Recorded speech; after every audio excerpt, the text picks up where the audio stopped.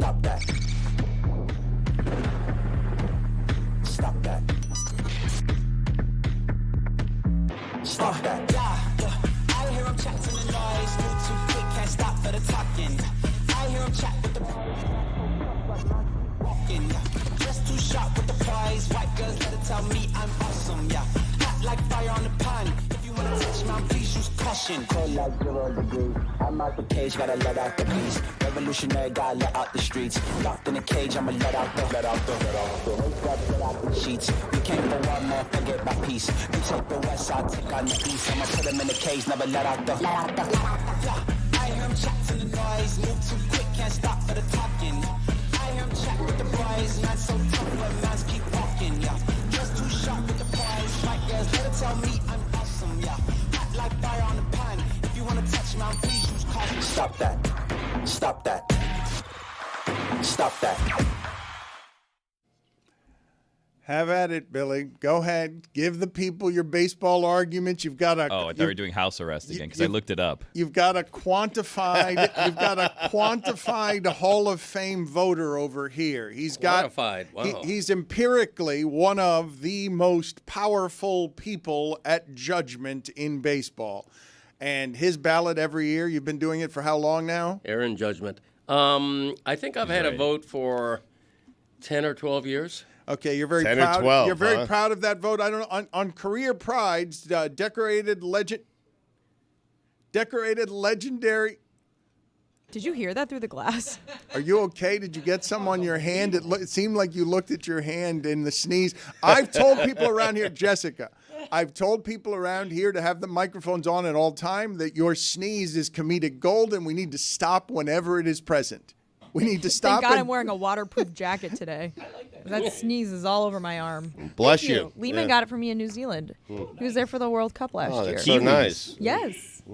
Notre Dame colors on purpose, yes? Proudly Notre Dame today. Imagine if Notre Dame was a Nike school and we could have things like this all the time.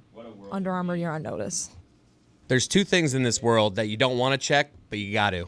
When you use the restroom number 2 and when you sneeze in your hand. You don't want to, but you got to look just to make sure everything. Yep. Make sure everything's fine. It's fair. Oh, don't act like you don't look that. You have to look. You're just checking, making sure. I said that's fair. No, Why are you lashing out at me? No, it's Billy in the background. But what are you checking on when you go to the bathroom? Making sure everything's Inside kosher. the bowl? Everything's kosher. Yeah. There's no red. Just making sure everything's the color it should be. Why not at home though? I mean. No, I'm saying you do it at anytime Anywhere. you do it. Okay. Yeah. You check every time. I'm with you. Yeah. And like Jess just did, you sneeze in your hand. You don't want to It look. wasn't my hand. It was my elbow. But you got to check. You check the elbow. You just got to make sure nothing. Have you ever seen red? Yeah. Have you ever found anything concerning? No. I've passed out from the blood. What? Really? I'm sorry? That's a very vague statement. Blood from that situation? Just general blood? Please expand. I don't know if I want to. You guys have gone a little bit far down this path, We a little did. further. Yeah, well, I ended the proceedings the way that I did. Classic brown wave. Right, but you left us hanging. Yeah. I mean, So, I would like the video department right now to find that video of Jessica sneezing into her hand and see if there's some liquid and see if she checked it and see if it's on her sleeve. Video, please tell me that you'll have slow motion of Jessica sneezing. I believe our show needs to stop immediately when the sneeze appears, genuflect before it and Notre Dame, and celebrate all things that are her allergies. Jesus bless. Jessica strikes me as the kind of person who actually says the word achoo when sneezing. Not many people do, but she does, I think. right. Achoo. Rare. Yes, you're right. Exactly. Thank you. Billy, You're I feel welcome. like some light insider trading you could get a little ankle monitor for. I looked this up. I don't want to go down the path of house arrest just because of what you need to do. So like fraud, embezzlement, shoplifting, bad checks, like, okay, that's not that bad. Driving under the influence, like, we don't want to do that. Unless it's like controlled, right? Where you go to like a closed road and you self-report and you like tell the cop, hey, this is the time I'm going to be here. Yeah. I already put up the cones. Like No one's in danger. Exactly right. I'm Right. just looking for some house arrest here. I can't fulfill social obligations for the next, 6 to months to a year and a half or whatever. So Billy, like, but you just want- come over here, park by the side of the road. This is the deal.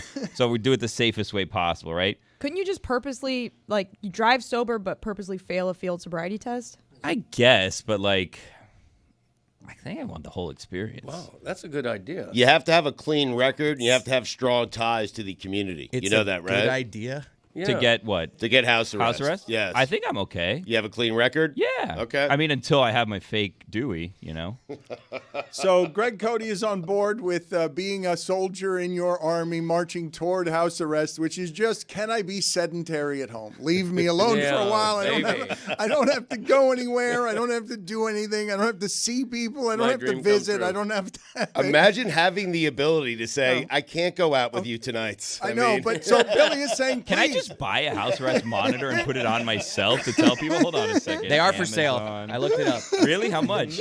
I'm seeing here they're a little pricey. $220, $370. I see a couple here. But really, what's the price of your freedom? Right. Well, this is the thing. See if So- we can get a deal on 2 of those, So okay? Guillermo, child of exiles, is $14.99. willing to give up his freedom in exchange for, can I just stay home with my kids for a while? They'll be a prison of their own kind, but it'll be less complicated for me than obligations and parties I have to go to elsewhere. Please just let me stay at home and not go anywhere, and give me just the excuse that I can tell others, I'm sorry, I cannot You don't get it. entertain. It's a great out. I mean, can't you don't get entertain time with you. I can't be with someone. we define I'm freedom. forbidden by law. We define freedom very differently. For you, freedom is not being under house arrest. For me, freedom is.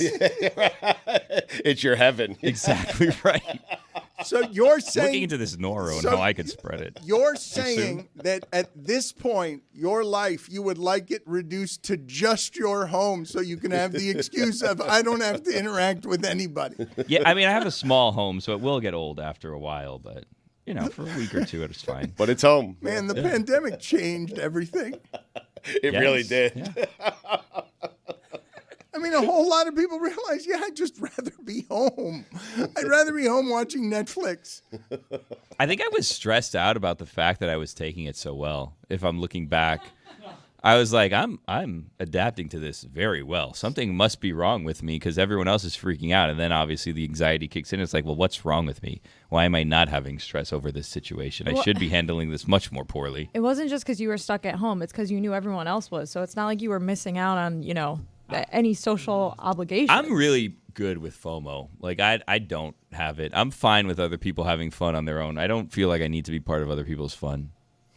Yeah, I'm okay with that. Like, you You're guys okay can go, with house arrest. You guys can go have your fun. Like, enjoy yourself. I hope you guys have a good time. I don't need Billy to be part has of gotten closer to happier recently, I think, I'm saying from afar, as he has shrunk his life. And I'm just going to be with these things that I love the most. Well, I mean, I don't mind when they leave the house too.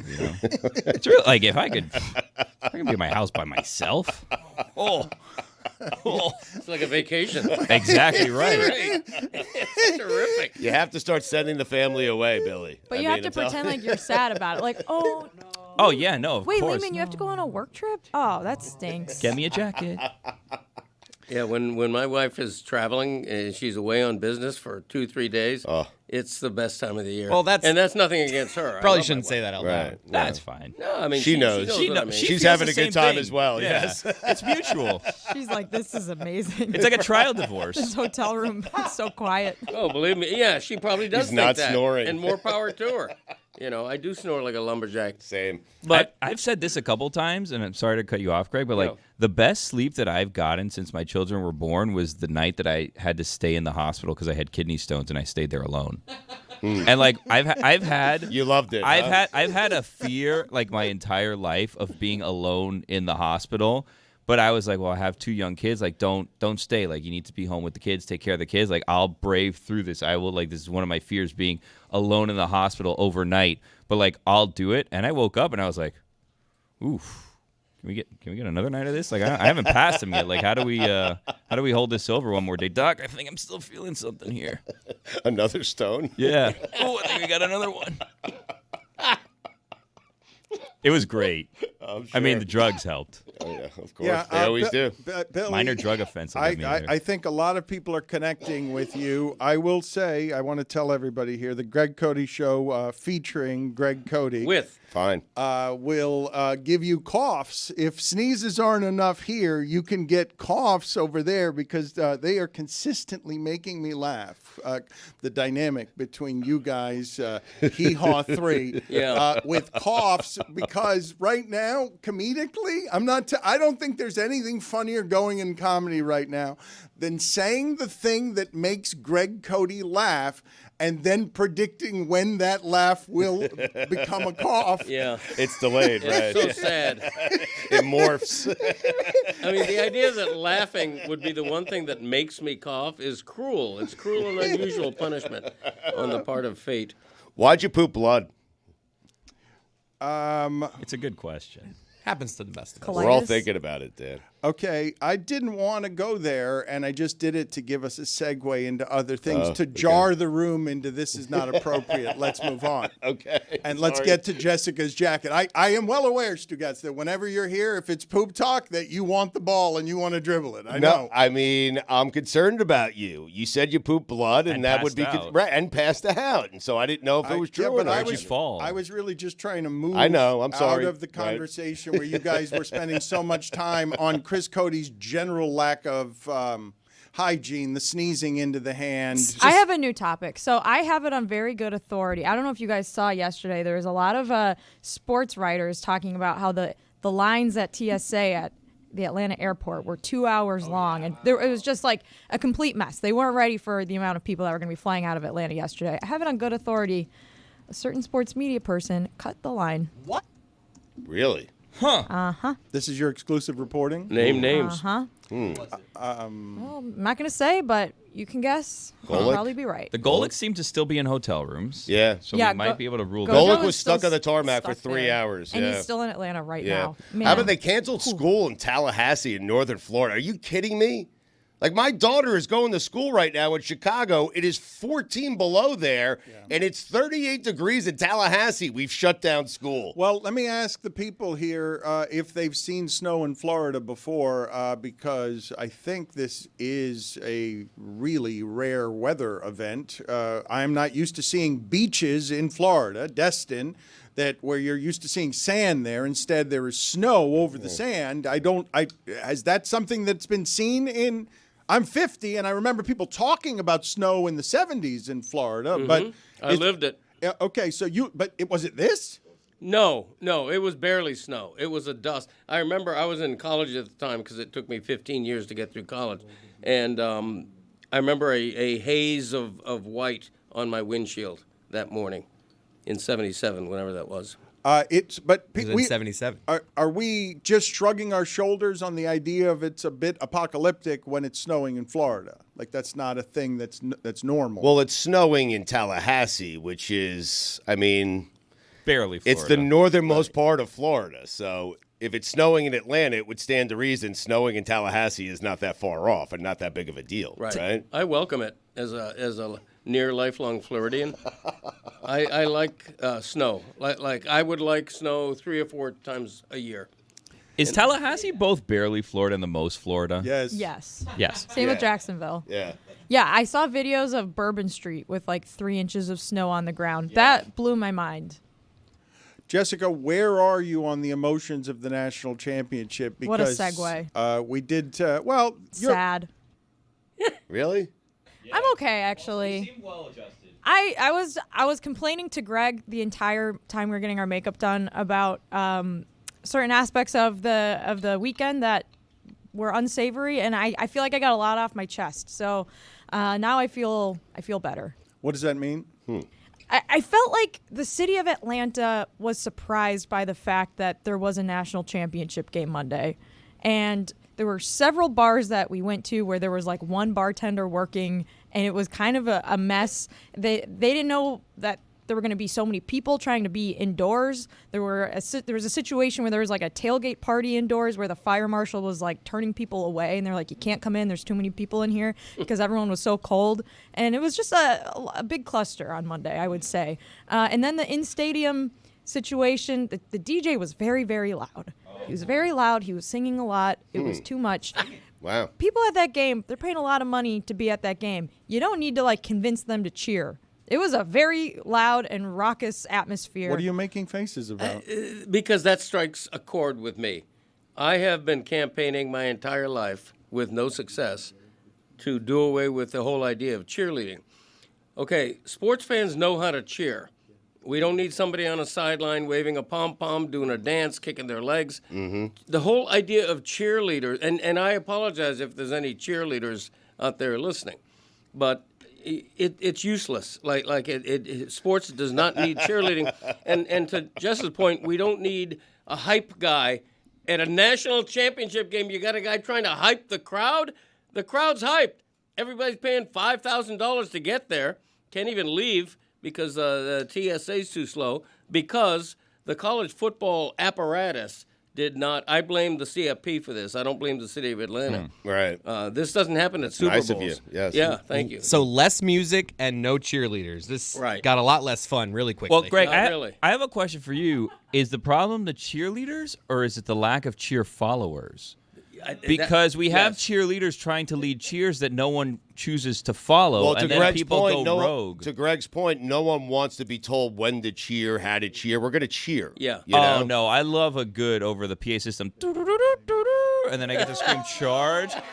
If not for that sound, I would never scream charge, and I would never clap my hands with everyone in unison. They need to tell me, everybody clap your hands, and then we know it's time to clap our hands. Greg, it's an odd take from you only from this standpoint. I agree with what it is you're saying, but you strike me as someone who would love to be a hype man. Did you audition to be a golden oldie? He would love to have a hype man. Yeah. He doesn't want to be. Getting the crowd all charged up. I'm Greg Cody. I mean, I could see Greg doing that. When we asked him to do it at our play in New York or whatever that thing was we were doing in New York, he ran on the stage, ran past the microphone, and forgot all his lines. He wants to have the hype man. He does not want to be the hype man. We asked him to do it for us. I mean, a lot of his sayings are hype man-y things to say. Do it till you're satisfied. I'm a natural hype man. That kind of thing. Yeah, I could be a hype man. And you know it. Yeah, exactly. Be a hype man. I could be a hype man. The world's worst hype man. But in a hip-hop ensemble. That's true. you don't have to. What? I heard that. No, Yeah. I would be. Yeah. I would be the guy in the hip hop ensemble filling in dead space by go. Yeah, the hype. The hype. Yeah, the hype. Yeah. The hype man. Yeah. Hype man. That's right. That's what I'm saying. Yeah, you would Exactly. enjoy that. Yeah. That was kind of what you did at the Vegas show last year. Like you were the hype. What? He was the crowning jewel of the Hee Haw 3. But he Yeah, was no also doubt. hyping up I mean, like the show from I this am other stage. The leader of the Hee Haw 3. Yeah, you are. Founder as well. Yep. Just imagine, Greg, how electric it would be if you had 80,000 people with pom-poms that knew exactly the hand motions to do at the same time as the cheerleaders. He's just warming up to the Say idea. what? Yeah. What? Ba. They're not all winners. That's right.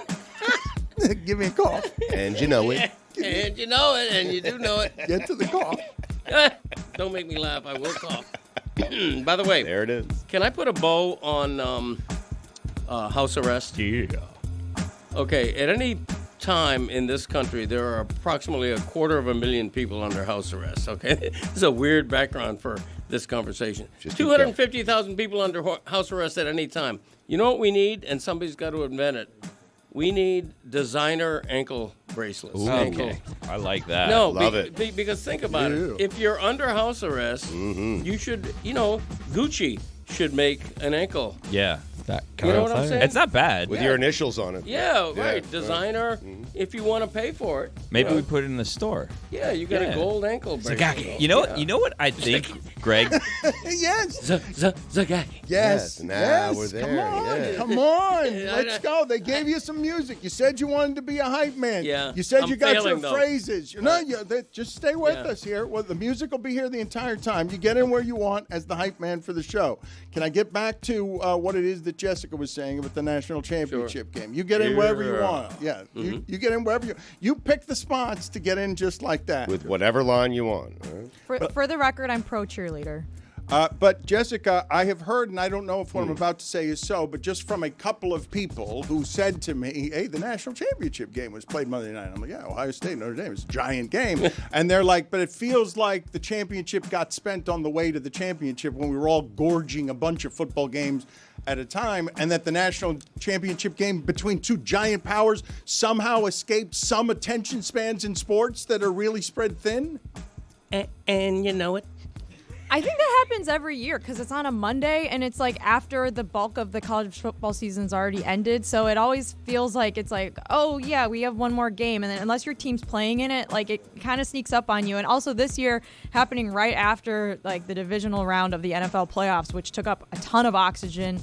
Some ginormous games were played this weekend, which I'm excited to hear your guys' takes about. Like, it's a Monday in the middle of January. It just kind of sneaks up on people. There is something to that, Dan, where on Monday I was out of gas. I can't believe I'm saying this.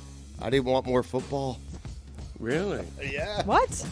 I wasn't in the mood for a college football national championship game. It was a Monday. I wish it was like I know like this will never happen, but I wish they could work something out with the NFL and put the national championship game Saturday leading into the NFL games and then Sunday the rest of the games. Like just feels like a missed opportunity. And also having the semifinals on Thursday and Friday, I saw that the ratings were down from last year when it was on New Year's Day, because New Year's Day is a huge college football day. And so just like weekday playoff games is hard for fans. It's hard for spectators, obviously. It's just weird. I don't understand why it is that people wouldn't just see that as a giant game and that's it. It's always been a giant game. That game played, I don't care how much sports is going on around you. The championship of college football is the biggest of things every year. I kind of disagree. I've always been a kind of like the championship game's cool and the national championship's important, but the season is the best part. Like the regular season is the best part of the football season and bowl season I really love. But I like the national championship game for the last 8 years has been a blowout. There's rarely a close national championship game. That's not really, like, to me, it's the opposite of the Super Bowl. It's not like the crowning jewel of the season. Too many games. Anticlimax is what you're arguing?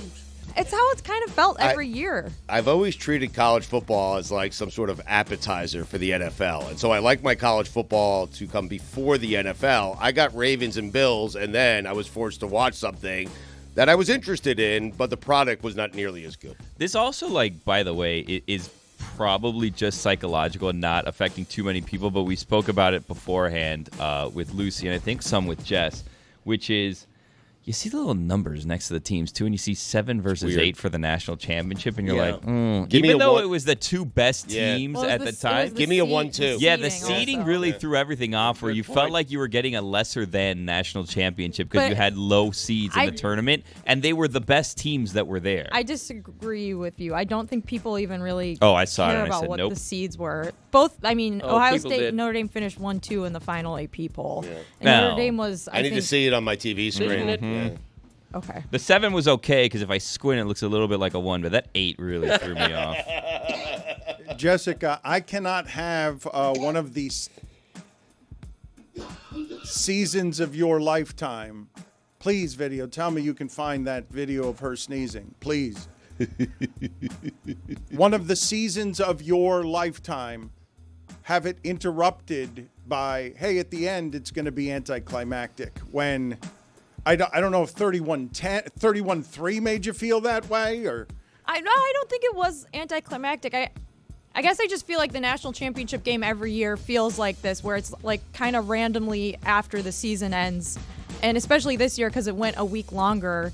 Like both of these teams had school last week. Like it's just weird. So you guys realize that what you're saying really is that the end of the college football season has now become to you, I'm tired of football. This is the last one. I'm kind of sad. Yeah, it's for the championship. But my God, what a holiday smorgasbord of gorging on football. And at the very end, I've just got like the feeling after Thanksgiving of I'm burpy and farty. I don't feel so good. And okay, thank you, football. Go away until next season. I don't know if I could say I wouldn't go that far, but like, yeah, like I think the football season sort of does climax around New Year's Day. Like, that's like the big, that's why it made a lot of sense to have the semifinals on that day, and then you have like one more game after that for the title. But that's obviously not how it is with the 12-team playoff now. There's another week in between, and so it does sort of like taper off a lot more slowly. But either way, I think this game probably got like monster ratings. It was Ohio State and Notre Dame. I'm sure a ton of people watched. So this is why I think, though, and I'd like to see what the numbers are because I'm sure of it.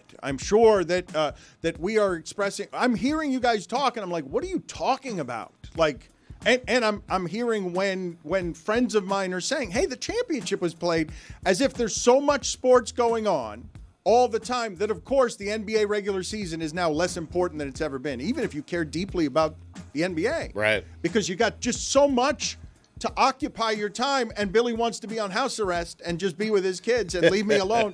Give me the 40 minutes I can get in the bathroom He hiding. said nothing about kids. I hiding never in the mentioned toilet. kids or my family. You keep bringing that up. Greg, I was thinking because you mentioned designer like ankle monitors and ankle bracelets. Yep.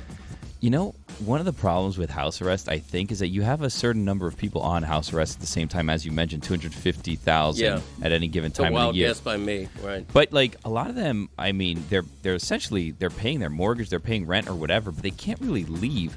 I feel like maybe we have an opportunity where we could set up like situations where like multiple people under house arrest cohabitate. You know what I mean? Maybe we set up like an apartment complex where it's just full of people on house arrest. Right. A house arrest. A house arrest. That's just jail. I like that. Come on. I can't get enough of that. I swear to you. I can't. See, she said achoo. She does say achoo, and I thought that was the exclusive domain of older women. I did not think that achoo, spoken cleanly, was a young person thing. Jessica, what other things about you other than your love of Columbo are just an ancient woman existing inside of you? And we'll get to Billy's thoughts on reinventing jail in a moment. It really is. Consider everyone in house arrest in the same place. It's Just put them. it's just jail. No, you got it in the future. Yeah, I We're love it. headed there. Yes. Trust me when I tell you, we are headed to Community house arrest. living on pods in communities where we've given up our freedom so we don't have to see others. So we don't have to interact with anything human. I want to do everything digitally. Send me my food on a drone. Get away from me. Like, that's who we're going to become as a society. Yep. I don't want plans. Just let me stay at home. Plans suck. The Yo, worst. why haven't you gotten there yet, Dan? Why do you still think plans are fun? He doesn't have kids. I mean, isn't that obvious? I have pets, and so I have my life because I don't have to be chasing around kids. I think is why Jessica hates kids. Like, Let they're her annoying, shouting monsters. Yeah. What a blessing. Monsters. Oh, they're the best. Love you, kids. Just don't want to see you. Why can't you just say no? Just say no. Don't go anywhere. Are you talking about like things That's you not can't? how that works. There's Yeah, things you no. can't say no to. Oh, Like what? yeah, Like of course. baptisms? I would say no to that. Oh no. Oh, I can't do would that. go see No. your baby get dunked Birthday underwater. party. It's You can't easy say to sit no. there, not have kids, and tell other parents how easy it is to say no. It's not Yeah. easy. It's impossible. And once you get married, that cute game of things are voluntary is done. Yeah. You have to go to all They're all these ball things. and train. Recent estimates say it's between 125 and 150,000 people under house arrest in the United States. Really? So off by about 100,000. What an opportunity though for housing. All right, so I'd like you to create a commercial campaign on behalf of house arrest. I'm Billy on behalf of the merits of house arrest, because I think you would get a following and it would be totally culty. Can I get back to what it is that I walked into this morning, though, which is Greg Cody, Hall of Fame voter, you heard all the arguments breaking out in the other room about CC Sabathia's not this, Billy Wagner's not that.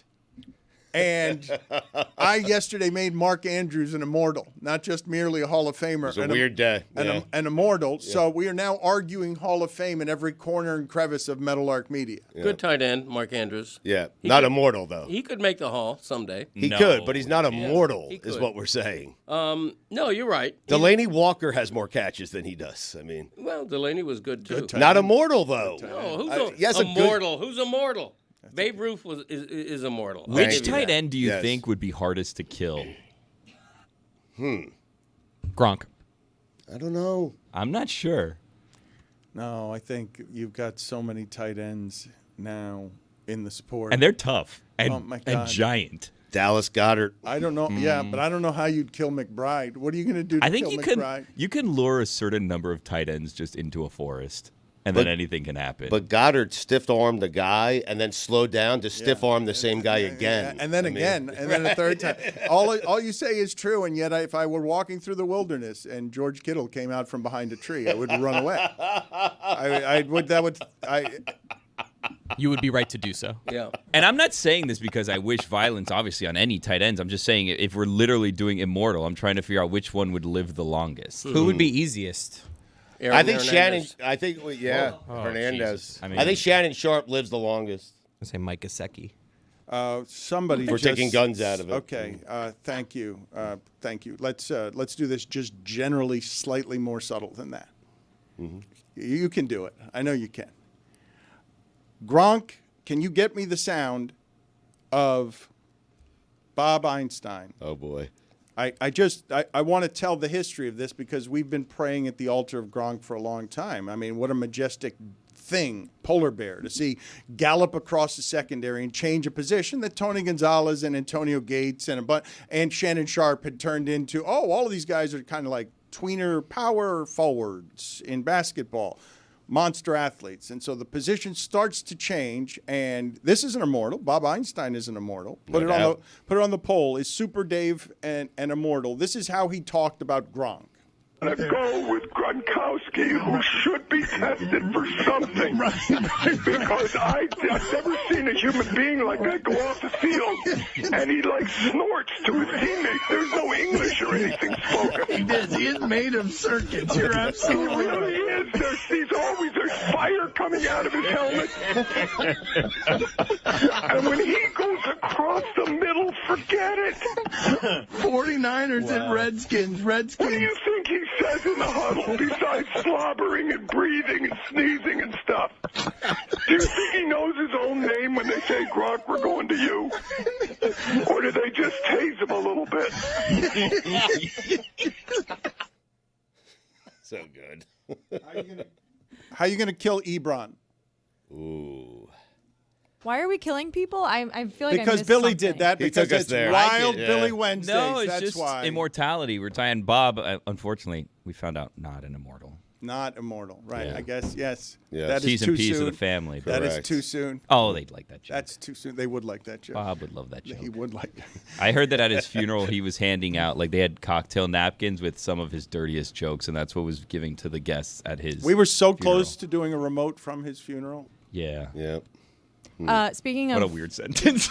Yeah, seriously. A live show. Greg thinks Steve Martin's a bad actor. Oh, yeah. No, we were talking about murders in the building. Or only, what's it called? Only murders you in the got it. building. You got it. And I think it's a poorly acted show. Yeah. You know, I don't think any of the main, Martin Short, famously a bad actor. What? He's a good, he's funny. Overrated as an actor. Yeah, he was good on SNL. No, He's he a is. comic actor. Famously a bad He's not actor. an So funny, Greg. No. You know, This is an immortal. He's an immortal. Martin Short Is Yes. not. No, he is an not. Yes. immortal. You're No. giving out immortal too easily. Right, Exactly Just handing him right. out. Jeez. I mean, Put it on the poll. Is Martin Short a Jeez. comedy immortal? You guys are disrespectful, man. Jiminy Glick alone is a Hall of Famer. That's one of his characters. You guys are being. Oh, come on. I love Martin Short. I laugh every time I see. He doesn't even have to say anything. I'm just like, ah. You guys are funny. disrespectful of career. No. Oh my God. Groucho Marx. Blasphemous was immortal. turds. Boom. Old Groucho. Blasphemous. Blasphemous turds. You guys are disrespectful of career. God. No, come on, Martin Short. Martin please. Short is better at what he does than anyone you've ever known is at anything. You're afraid to offend Hollywood. Yep. In the bag. On the tape. Wrong. I mean, jeez. Am I? Is that right? Yes. Is that right? I'm afraid. So wait a minute. On behalf of Nary a bad word about Hollywood. Make- Dan. Say something bad. Exactly make right. clear your Hear it. accusation. Hold on. Make Take a cle- shot at I- Tinseltown, make- Dan. Make Jeez. clear your accusation. You're telling me that my opinion of Martin Short is compromised. Yeah. by my running the filter of I would not want to offend Hollywood here because Right. just an amorphous, faceless Hollywood. There's no one person here. It's just I don't want to say anything ill of Judd Apatow's neighbors. Like Call them all phonies, Dan. Come on. they are all phonies. And Whoa. It's a bridge too far. Wow. Wow. Careful That's there. too Might get back much. to Daddy Hollywood. All phonies. Wow. I didn't call Martin Short a phony. I called him Right. a bad actor. Yeah. It's okay. Yeah. a bad actor. Yeah. He's Overrated. Okay, he's very theatrical. An overactor, maybe. What are we doing? That's his character in that show, though. He's a theater theater guy. producer. Right. Yeah, true. But that's his stereotype. Like that's who he is in every role he's ever played. Yep. He's always that guy. Yeah. Be a football player. Be a tight end. That that would Right. shock me. Some That would have to range, kill him. perhaps. Exactly Yeah. right. Martin Right. Short, tight end. Yeah. Are there any underactors out there? Who underacts? I think there are under actors. Vin Diesel. Yes. Yeah. He's just Vin Diesel. Please tell me. It's not even just acting. Please He tell thinks me. he's Dominic Toretto. Please tell me that I'm talking Yes. to a room full of people that don't know what Martin Short has done with those Glick celebrity Oh, they're the interviews. best. We all They're the know. best. I remember the character. Because Okay, it's but- immortal. Okay, but it's just that. That's just one. That like. So do something else. That's all Greg's saying. Yeah. Be something other than Martin Short. Right. Name 10 other characters Yep. that he's done. Go ahead. We're waiting. 10, 15. 10 Go characters ahead. of any Go. actor, Greg. I'm counting.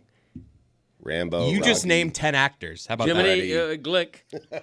Yeah. And that's amazing. One. That's a makeup thing. Oliver Putnam. You know, half of the fun Tango. there is So whether put 100 you pounds on believe, okay, I don't know how you're 70 years old, and I don't know how you think of comedy legends, but Steve Martin and Martin Short touring the country, doing comedy / music. yeah. I've seen their show. Well, okay, but Steve Martin's career is he was the best stand-up comic in the world and then left in his 30s because he just wanted to do other things and then did all of the other things. And now teams up with Martin Short, so the two of them still have a hit TV show in their 70s and 80s, and you disrespect that? Like, Look, I saw Steve Martin when he had an arrow through his head.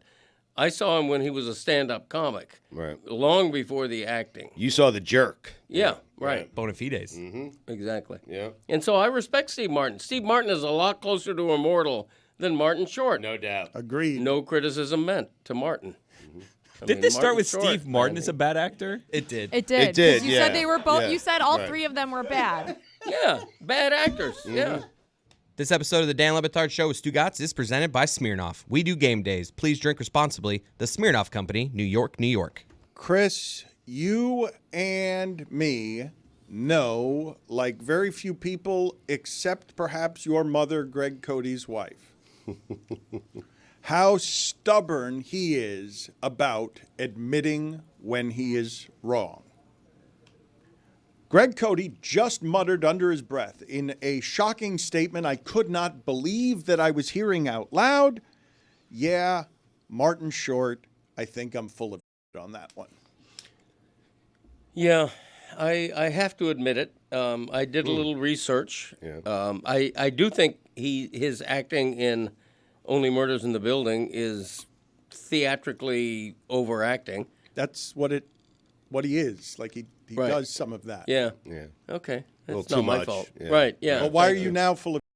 Well, because he's an accomplished. He's been around a while. You didn't realize that before? Yeah, I mean he's bigger in the more I talk, the more I'm going to start criticizing him again. Yeah. Obviously, he's much bigger in Canada than he is stateside. Well, have you seen him in the Canada Pavilion at Epcot Center in Disney World? I have not. No. Oh my God, he takes you on a tour. It's 360 Really? degrees around you. Yeah, It's great, yeah. I think that maybe they removed that, but it was What? a 360 degree thing. You'd see that Niagara the Ellen Falls, thing? everything. But I never got Is to it go. Ellen now? Oh, Ellen at boy. one No, point I remember did the something. Ellen thing. That was was an Ellen different. thing. It was Ugh. like dinosaurs or something.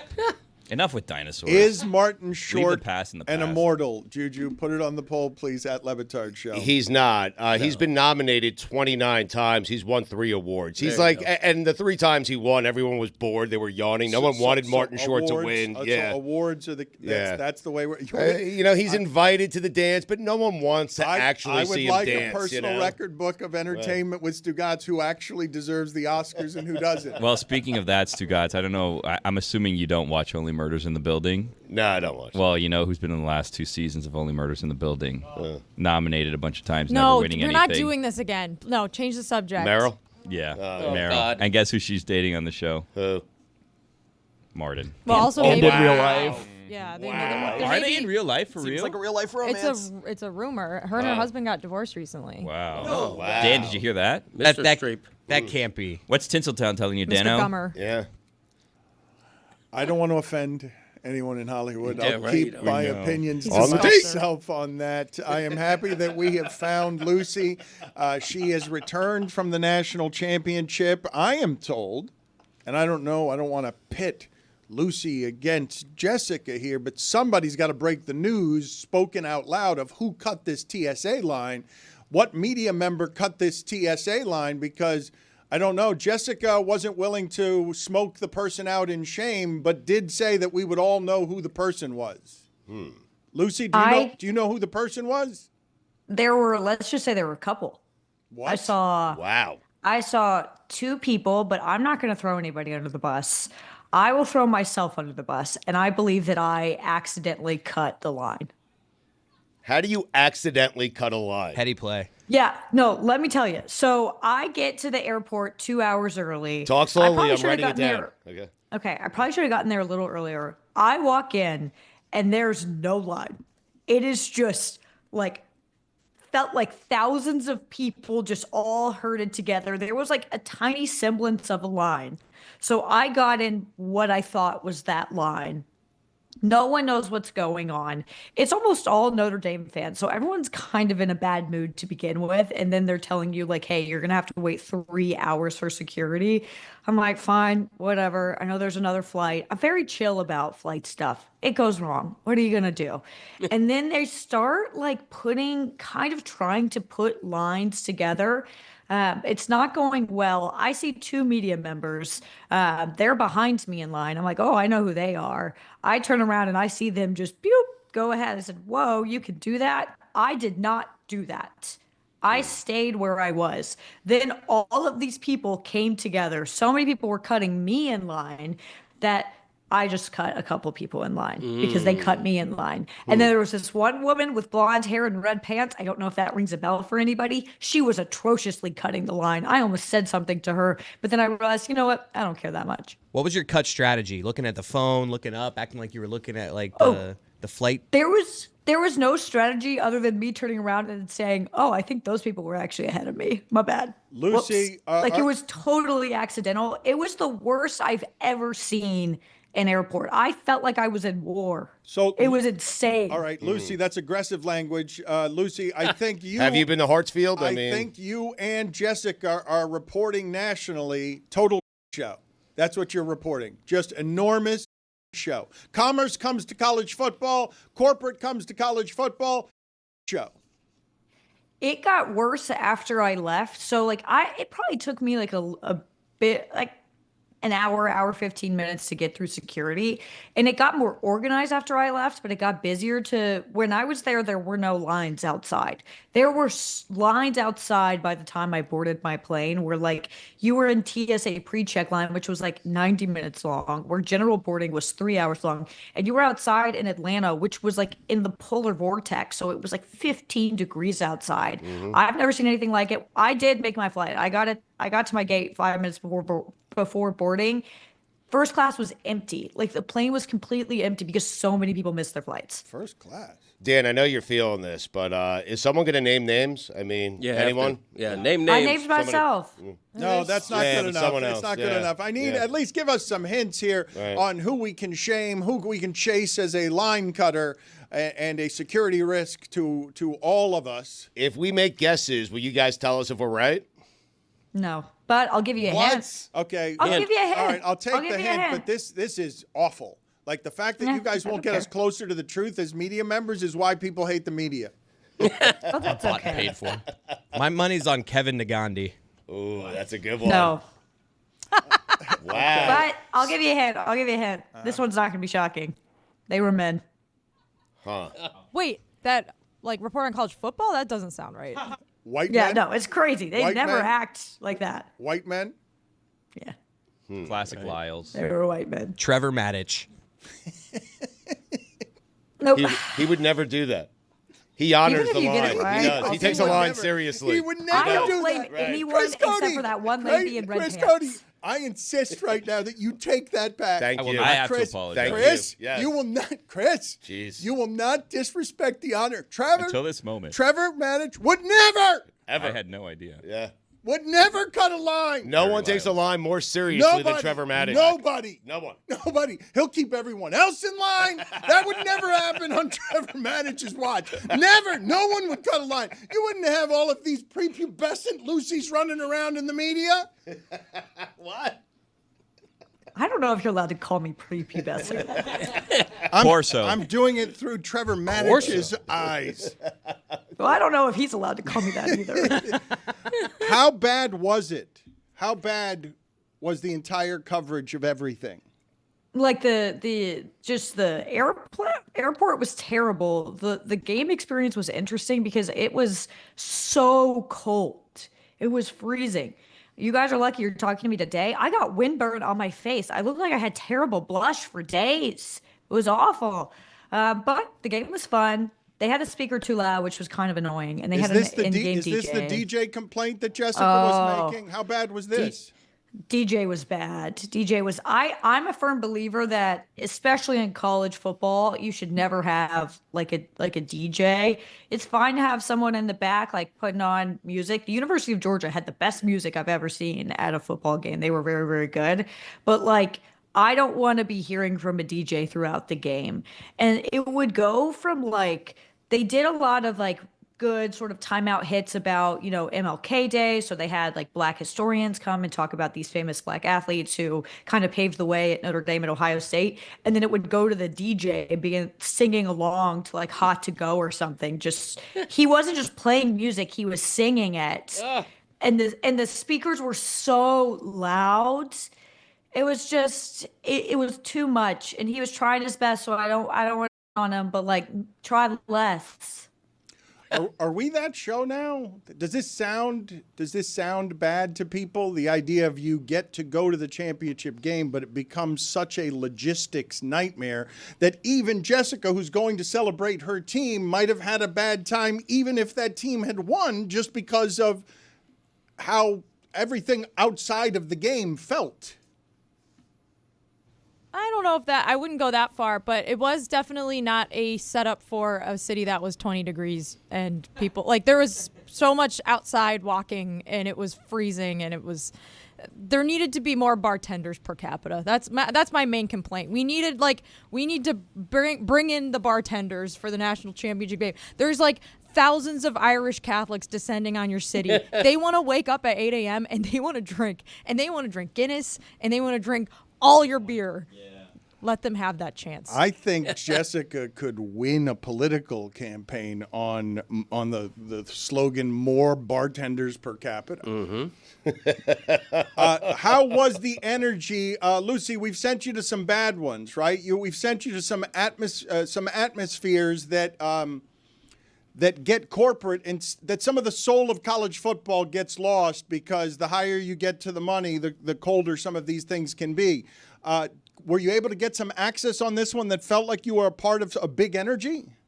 Jess actually watched the first half of the game with us, and she said something where it was like, I feel like this is kind of an NFL energy, where I felt that too. And I don't know if it was just like the stadium or like, sometimes I think that when they go to these neutral site games, they play so much into like, okay, it's a neutral site game, so we need a DJ. We need, these like silly little games during these media timeouts or whatever, where I kind of wish they had introduced more of like, okay, here's a song Ohio State likes to play, where when we went to the Big Ten championship game, they did like a pretty decent job of, each sort of break would be designated to a certain fan base. So it kind of reminded you of being in Happy Valley or being in Eugene. And I didn't really get that here. It ended up being a much better game than I anticipated. By halftime, I was like, oh, buddy, we're in for one. This is not going to be good. But obviously turned around, so the energy stayed up. But it was like, you risk that every single time you go to a neutral site college football game. I think the only real neutral site college football game that's like awesome is Red River. Brock Osweiler. No. Honestly, like not far Good though, guess. for one reason, but I won't say what that reason is. But yeah, I don't know. The in-game entertainment, I think, does like it had weird NFL energy to start because there was a lot of like, you know, just show us the marching bands. Like, I don't know. Like, I love the marching bands. Maybe I'm alone on that one, but No, love them. give They're me more awesome. marching bands. Brock Heward. Tim Tebow. Tebow No, cutting no. a line would be Tebow amazing. would be great. Put it Yeah. on. That would have been awesome. I Tebow would've flying filmed that. commercial. Put it on the poll. Funnier. At Le Batard Show, marching bands. Do you love marching bands? I'm assuming, forgive me for this, because I'm guessing that Chris Fowler and Kirk Herbstreit go wherever they want in whatever city they're in, right? We're talking, that's a whole nother class of Different flying. airport, Dan, That's a yeah. whole nother class of flying. You guys are talking about media members you're looking to shame who aren't actually from the top of the food chain in media. You guys are looking to smoke out somebody who's not a power broker. Like Joel Klatt. I feel like he's a power broker. And no, Really? it wasn't him. It wasn't him. How about the Bear? Not him. The Bear? Nope. No. Huh. Joe Tess. Nope. The first drive was also so long that we had so many long commercial breaks in the second quarter, and that really, really dragged things out, Lucy. I don't know about you. I'm like, we're doing back to back like video board. Which helmet is the football under games in a row? God. I'm like, oh. Love that. Worst stadium game ever. What? Ugh. Just inane. You guys, Sounds like someone that can't figure it out to me. Tom Luganbill. Who wants to pay that much No. attention? You have to. You They can't. move- I they knew move it. so fast. You're the I one. knew it. You're You the couldn't one. You figure hear it the out. crowd shouting it, and then you act like you watched it. I don't. I act like I didn't watch it, even if I did. Dave 'Cause you Fleming? You can't keep up, Greg. I Luganville's don't a wanna power keep up. broker. Really?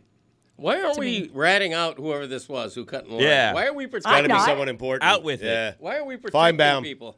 I gotta tell you guys. No, but he sat behind me on a flight, I have and to, I was so nervous because I knew he was going to be watching my screen. I don't want to. I really don't want to grandfather this, but I do want to ask. I don't want to sit here and be syrupy about nostalgic, romantic times that didn't exist. I don't want to be pastoral or precious about football.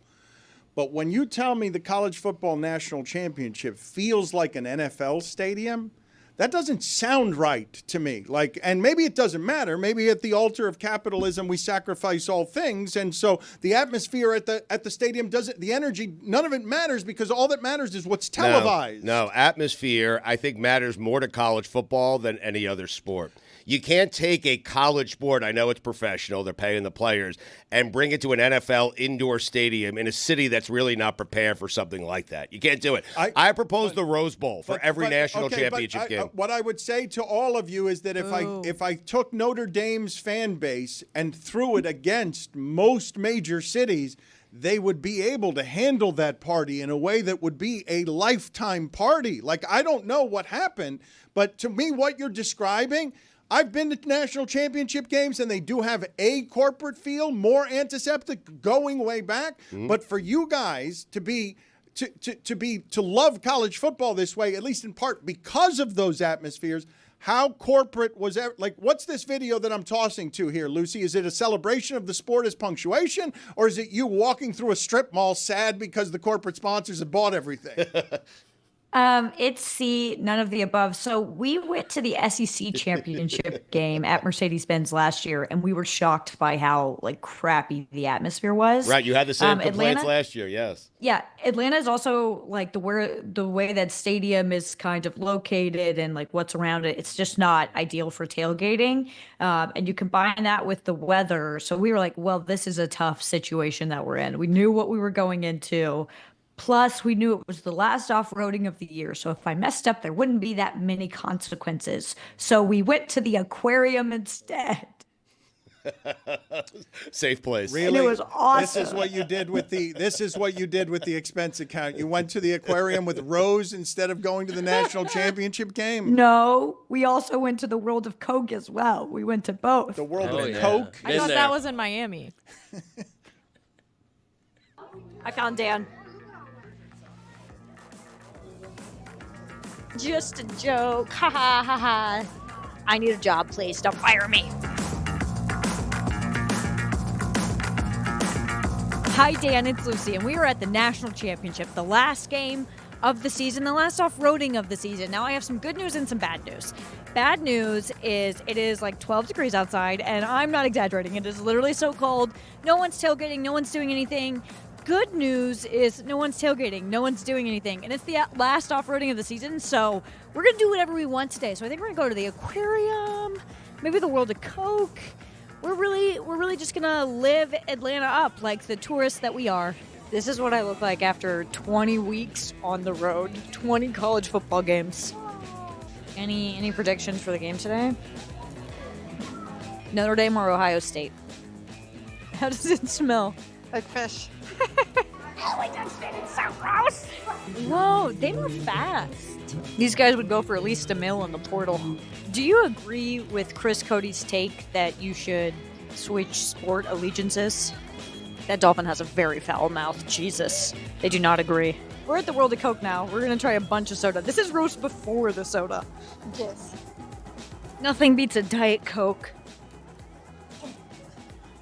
Too sweet for me. Bad. Too sweet. Cough medicine. Not bad. I don't love it. I don't think that's half bad. So far, no one from Notre Dame has wanted to talk to us. So this is how I imagine an interview with a Notre Dame fan would go. Hey, do you think Marcus Freeman is super hot? Yes, I do. He's so hot. Do you miss Brian Kelly? Not even at all. I hate that guy. He's the worst. Do you like dressing up like a leprechaun? Yeah, it's not weird that I'm a grown adult dressing up as a leprechaun. It's really cool and awesome. Do you know Jessica Smetana? Yeah, I do. She's perfect. She's the love of my life. She's amazing. Awesome. Do you watch the Le Batard Show? No. And that's it. Okay. How confident are we feeling today? 1,000% confident. I mean, we're here to play, but it's not really a competition. I mean, what's the deal with the hat? The hat was first made in 1987 in Keenan Hall on campus for the National Championship season then. We didn't know it at the time. Does Ryan Day dye his beard? no. Yes. That's what it's supposed to Look look like I kissed a skunk, and look at Ryan Day. No, he dyes his beard. I think he might use Just for Men, I'm not going to lie. No, he's perfect. That man has never made a mistake in his life. But dyeing your beard's not a mistake. What do you guys miss most about Brian Kelly? Absolutely nothing. Not even how red his face got? Is losing to that team maybe a good thing? Hell no. God, losing to that team up north is never a good thing. If there are any takeaways from this, the expanded playoff works still. It matters. With a loss to Michigan and Oregon, Ohio State wouldn't have made it. And now they're here and they're national champions. And they're going to go down as one of the better national champions of all time. So this ruled. I am so tired in general and from a long, fun day in Atlanta. Thank you for this opportunity. It never feels real. I don't know what I'm going to do until August. I vote nothing. But I don't think Medlark will approve that. All right, we got a problem on our hands. She's a rising star and diva, and so she goes to these things, and she just spends a bunch of money and goes to an aquarium. But while I was... the World of Coke. Yeah, being outraged by that as a frivolous expense on behalf of the company, us funding her and Rose just doing things together. Stugotz whispered in my ear during that segment something that was at once truly, truly shocking and not shocking at all. Which is that Jeremy had his bachelor party at that aquarium. I did. Yeah, part of my bachelor party. We went to the Georgia Aquarium. It was a dream. He said part of. Nice. Part of. How was it a dream? Oh. I mean, have you ever seen a 10-foot whale shark, Stugotz? Give a lap dance. Baby! It was amazing. I had the time of my life at that Georgia Aquarium on my bachelor party. So Lucy is... definitely didn't ingest anything to make it a little more fun. You should get rid of your best man. I mean, just get him out of your life. Seriously. My brother. Put it on the poll at Le Batard Show. Do you fire your best man if the bachelor party's at the aquarium? It is shocking until you realize it's Jeremy. Not at all. Right? But I knew it wouldn't be. It is a rare thing to have something be truly, truly shocking, and then not surprising. Not surprised. Lucy, I can't handle what's going on with you're coming now between the money, between corporate, Meadowlark would like to have a good relationship with Venmo. Venmo would like to be supporting a fine bucket that is working because it accrues money. Greg Cody hasn't paid his fines. He owes $11 or $12 from the other day. I have now installed Venmo, and I will historically make my payment as soon as you guys tell me the handle. I need the handle. I don't know where I'm sending this. You did it yourself? The installation? I told you already. Valerie installed it for me. she did it. Okay, good. Sorry. I've never used Venmo before. I know you're there for me to make fun of me at any time. No, I was just wondering. Good sell for Venmo. It's great. It's very easy to use. It is very easy. We all know how to do it. It is super easy. Couldn't be easier. You want me to set up the handle? I'll send myself some money. I don't want. Just as a test. Just to make make sure it's works. working. Exactly. Yeah, right. $1 or two. 1-800-STUGOTZ. We're not allowed to say what the handle is on the air. 1-800-STUGOTZ. Let's do that. That's the Venmo number. Let's Stugotz, get on that right now. Okay. Buy that. All right. Make sure to buy before somebody else does. It's too late. 1-800-STUGOTZ. I'm sure it's too late, but I'll give it a try. Okay. What year was the peak for those 1-800 jokes? You know, like just are we still doing 1-800 numbers? Yeah, some of them are 188 now. 888. Put it on the Which poll doesn't make any at sense. Le Batard Show. Are we still doing 1-800 numbers? Lucy and Chris, where are we with the Venmo fine bucket, which right now doesn't have money in it? And I would like for people to start paying their fines. Lucy killed a person on air, owes $50, refuses to pay it. We came up last week with the idea. Lucy wants to go to the Super Bowl, and she hasn't paid her fines. So we partner with Venmo, and we came up with the Lucy Super Bowl Challenge. Did we partner or did we pardon her? Did we partner with Venmo or did we pardon her with Venmo? Okay, Oprah. Yeah, Topical joke. We both. The answer is yes to both those questions. So the internet, we did hashtag Lucy Challenge. You can still send in submissions if you'd like, but I have some here, Lucy, for you to, I don't know who's deciding this. I guess Dan is. The one that I like the most is that Lucy, in order to go to the Super Bowl on behalf of Venmo, needs to spend an entire day with the real Emily. Ooh. She would kill me. Ooh, that would not go well. I can't do that. That would not go She's well. also blocked me on everything. I wouldn't be able to get a hold of her. whole She even day. blocked me on Venmo. A whole day? No, you'd have to have a phone call between them, a soul-bearing conversation to see if there can be any connection. They're not going to be in each other's presence for a day. That's very harsh. Lucy Her says name in my phone is the literal worst human alive. Okay, hold on a second. I have a question about this relationship with Emily. Did she block you before you did stuff like this on air? Because I think an argument can be made that you are more of a bully to Emily than she ever was to you by publicly shaming her. I do sort of agree with that take a little bit. However, she blocked me the second we moved out. So I don't think she knows any of this is happening. Let her have it. She sucks. We don't even know if her real name is Emily. That might be a lie. I may have given you a fake name. You would never cyberbully. That was something, and we can't trust anything you say. It's why you're a rising star in this business, because it's disinformation, and then you go and do things at the national championship game that aren't about the national championship. Stanford Steve. No. Oh. Not a bad guess, though. Good guess, though. Thank you. So do we want more submissions SVP? here? How do we feel? So is the Emily No. one not happening? Like that's not happening? Oh, no. I'll quit this job before I spend time with her. Okay, excellent. So wewe're negotiating down on this one. Do you have something else here? I don't think it's for Lucy to decide, but I guess how does this work? Because the audience is deciding. Well, I Venmo saw some is really deciding. great submissions that I'd be happy to read that people submitted that I said, fine. What, I'll it's do like that. Lucy gets a shopping spree at Neiman Marcus? Is that the one that you liked? I saw that one. I thought that one seemed really fair. I saw one that said Lucy's punishment should be she goes to a bookstore and has a lovely day. And that kind of feels like a good choice, right? I saw one that it said Dan should pay my student loans. And I said, well, that feels like a really good challenge. That'll teach you, yeah. Mm-hmm. What about Yeah, I really will. What about in one day watching all the Rocky movies and live streaming it? That's heaven. How many movies are there? It's, what is it, 8 now? Yeah, you don't have to watch 5, though. I mean, Is it 8 or 9? Because those are the Creed movies too, right? there's Rocky 1 through 4. You could skip 5, and then I think it gets to Creed. So there's 2 or 3 Creeds, I doesn't think. count. Yeah. Attend a UM game and tailgate with Mike Ryan. There's no tailgates there. You can't do that. Eat mayo-covered Pop-Tart. Not doing that. Oh, I like that idea. Why not? You like Because that I don't idea? want to. Yeah. I like her eating that, not me. I wouldn't eat Lucy gets a spa day? That was a really good suggestion. I don't know who sent that in. I'm not sure this is going to work So out. we're still spitballing. Send us your submissions. Excellent. Hashtag Lucy Challenge. Remember, it's presented by Venmo. right. We want to get Lucy to the Super Bowl. Send us good challenges. All right, Lucy, thank I you for your touched time. a little stingray. I feel like that should count. That It was counts. gross. Her life was on the line, Lucy, Dan. we're Steve gonna Irwin have- It died was. that way. Yeah. We are going to have to negotiate this off R.I.P., air. not Another immortal. disaster. We do not know how to take care of our sponsors on anything. It's a rambunctious group of people that cannot But that be stingray controlled. did a hell of a striptease for Jer Bear. That You wouldn't believe. it's just ridiculous. What a stinger that one had. Sting is in Only Murders in the Building too. I thought he was a good actor in that. What about you, Greg? Nah, I didn't know he was in it. I must have missed that episode. It was several. So Lucy did the first part of the challenge. Check off that for putting her life on the line with the stingray. What's next? What a stinger that one had. I enjoyed it.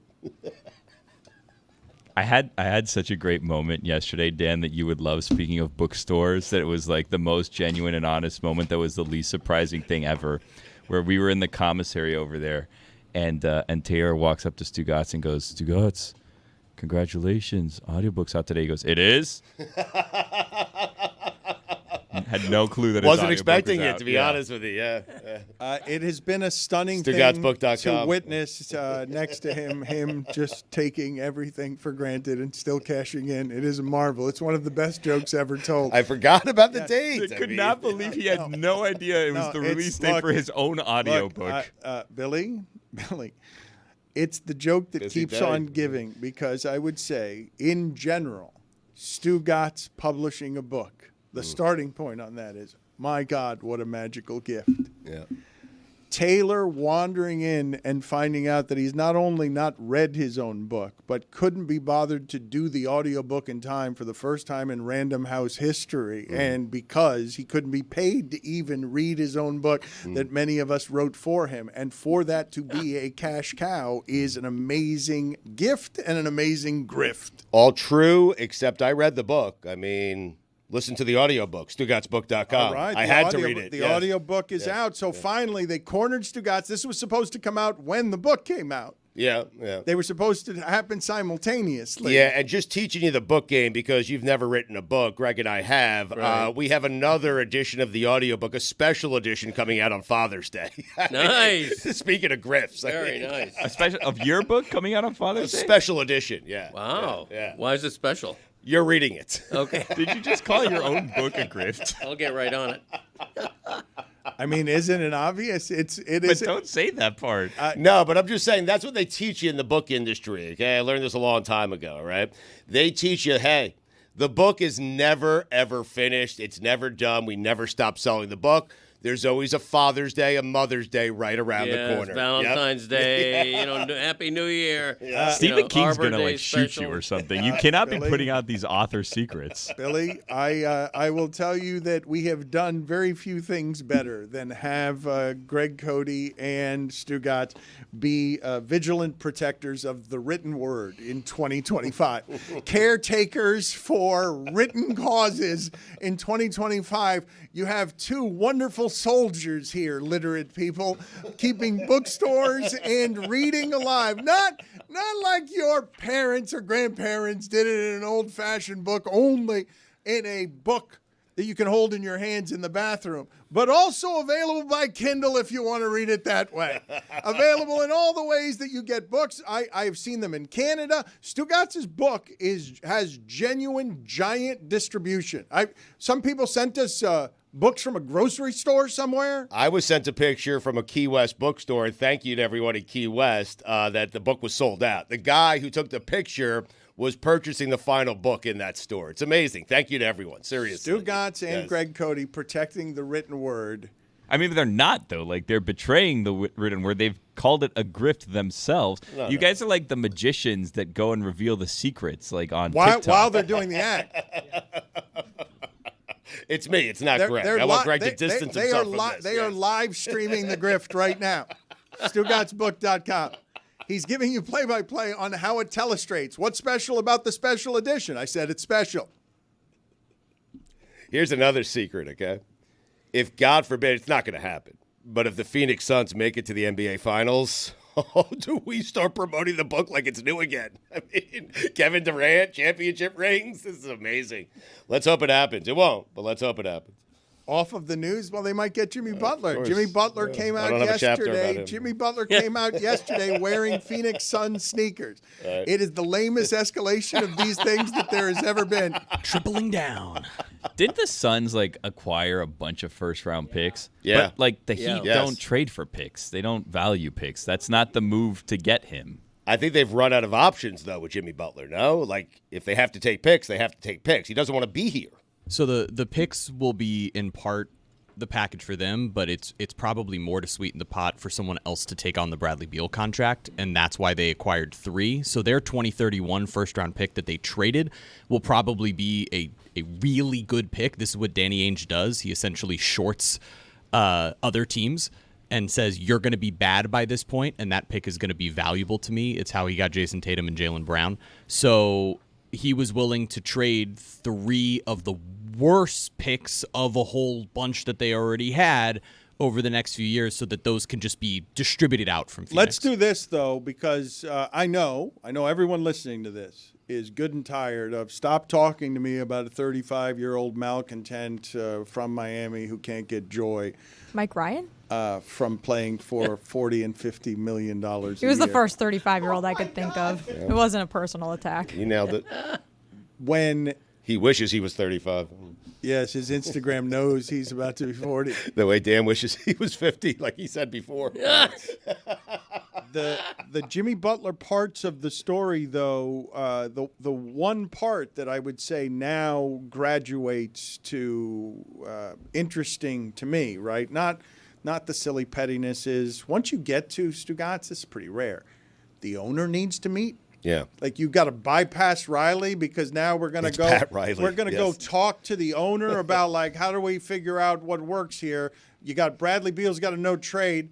You can hammer us from every angle if you wish to make this messy. But this part to me is where I take the information that Jeremy is giving me about super awkward locker room now, where all the other players know they have this thing that used to be running the team. We were all good when that conflict was running the team and the fuel to the team. But then when Bam and Hero get more of the team and he doesn't like that so much, more of the usage rate, now all of a sudden this is a really awkward workplace. And I dare say, outside of sports, a toxic one. I'm guessing that there's going to be a lot like that. If we weren't in the world of sports, this would be a workplace right now that's awkward enough that it creates the following in a language only the people in that locker room would understand.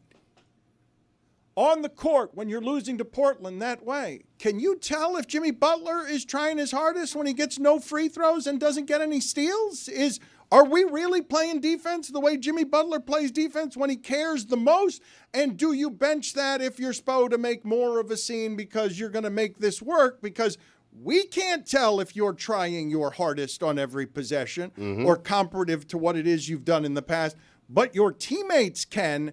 And when you lose at home to that Portland team, Stugotz, an embarrassment of a Portland team. Yep, 15 and 28 now. But you lose at home and you're giving up a bunch of points and your credo is defense, and Jimmy Butler has played aggressive defense for 4 years when he really cares about playing defense.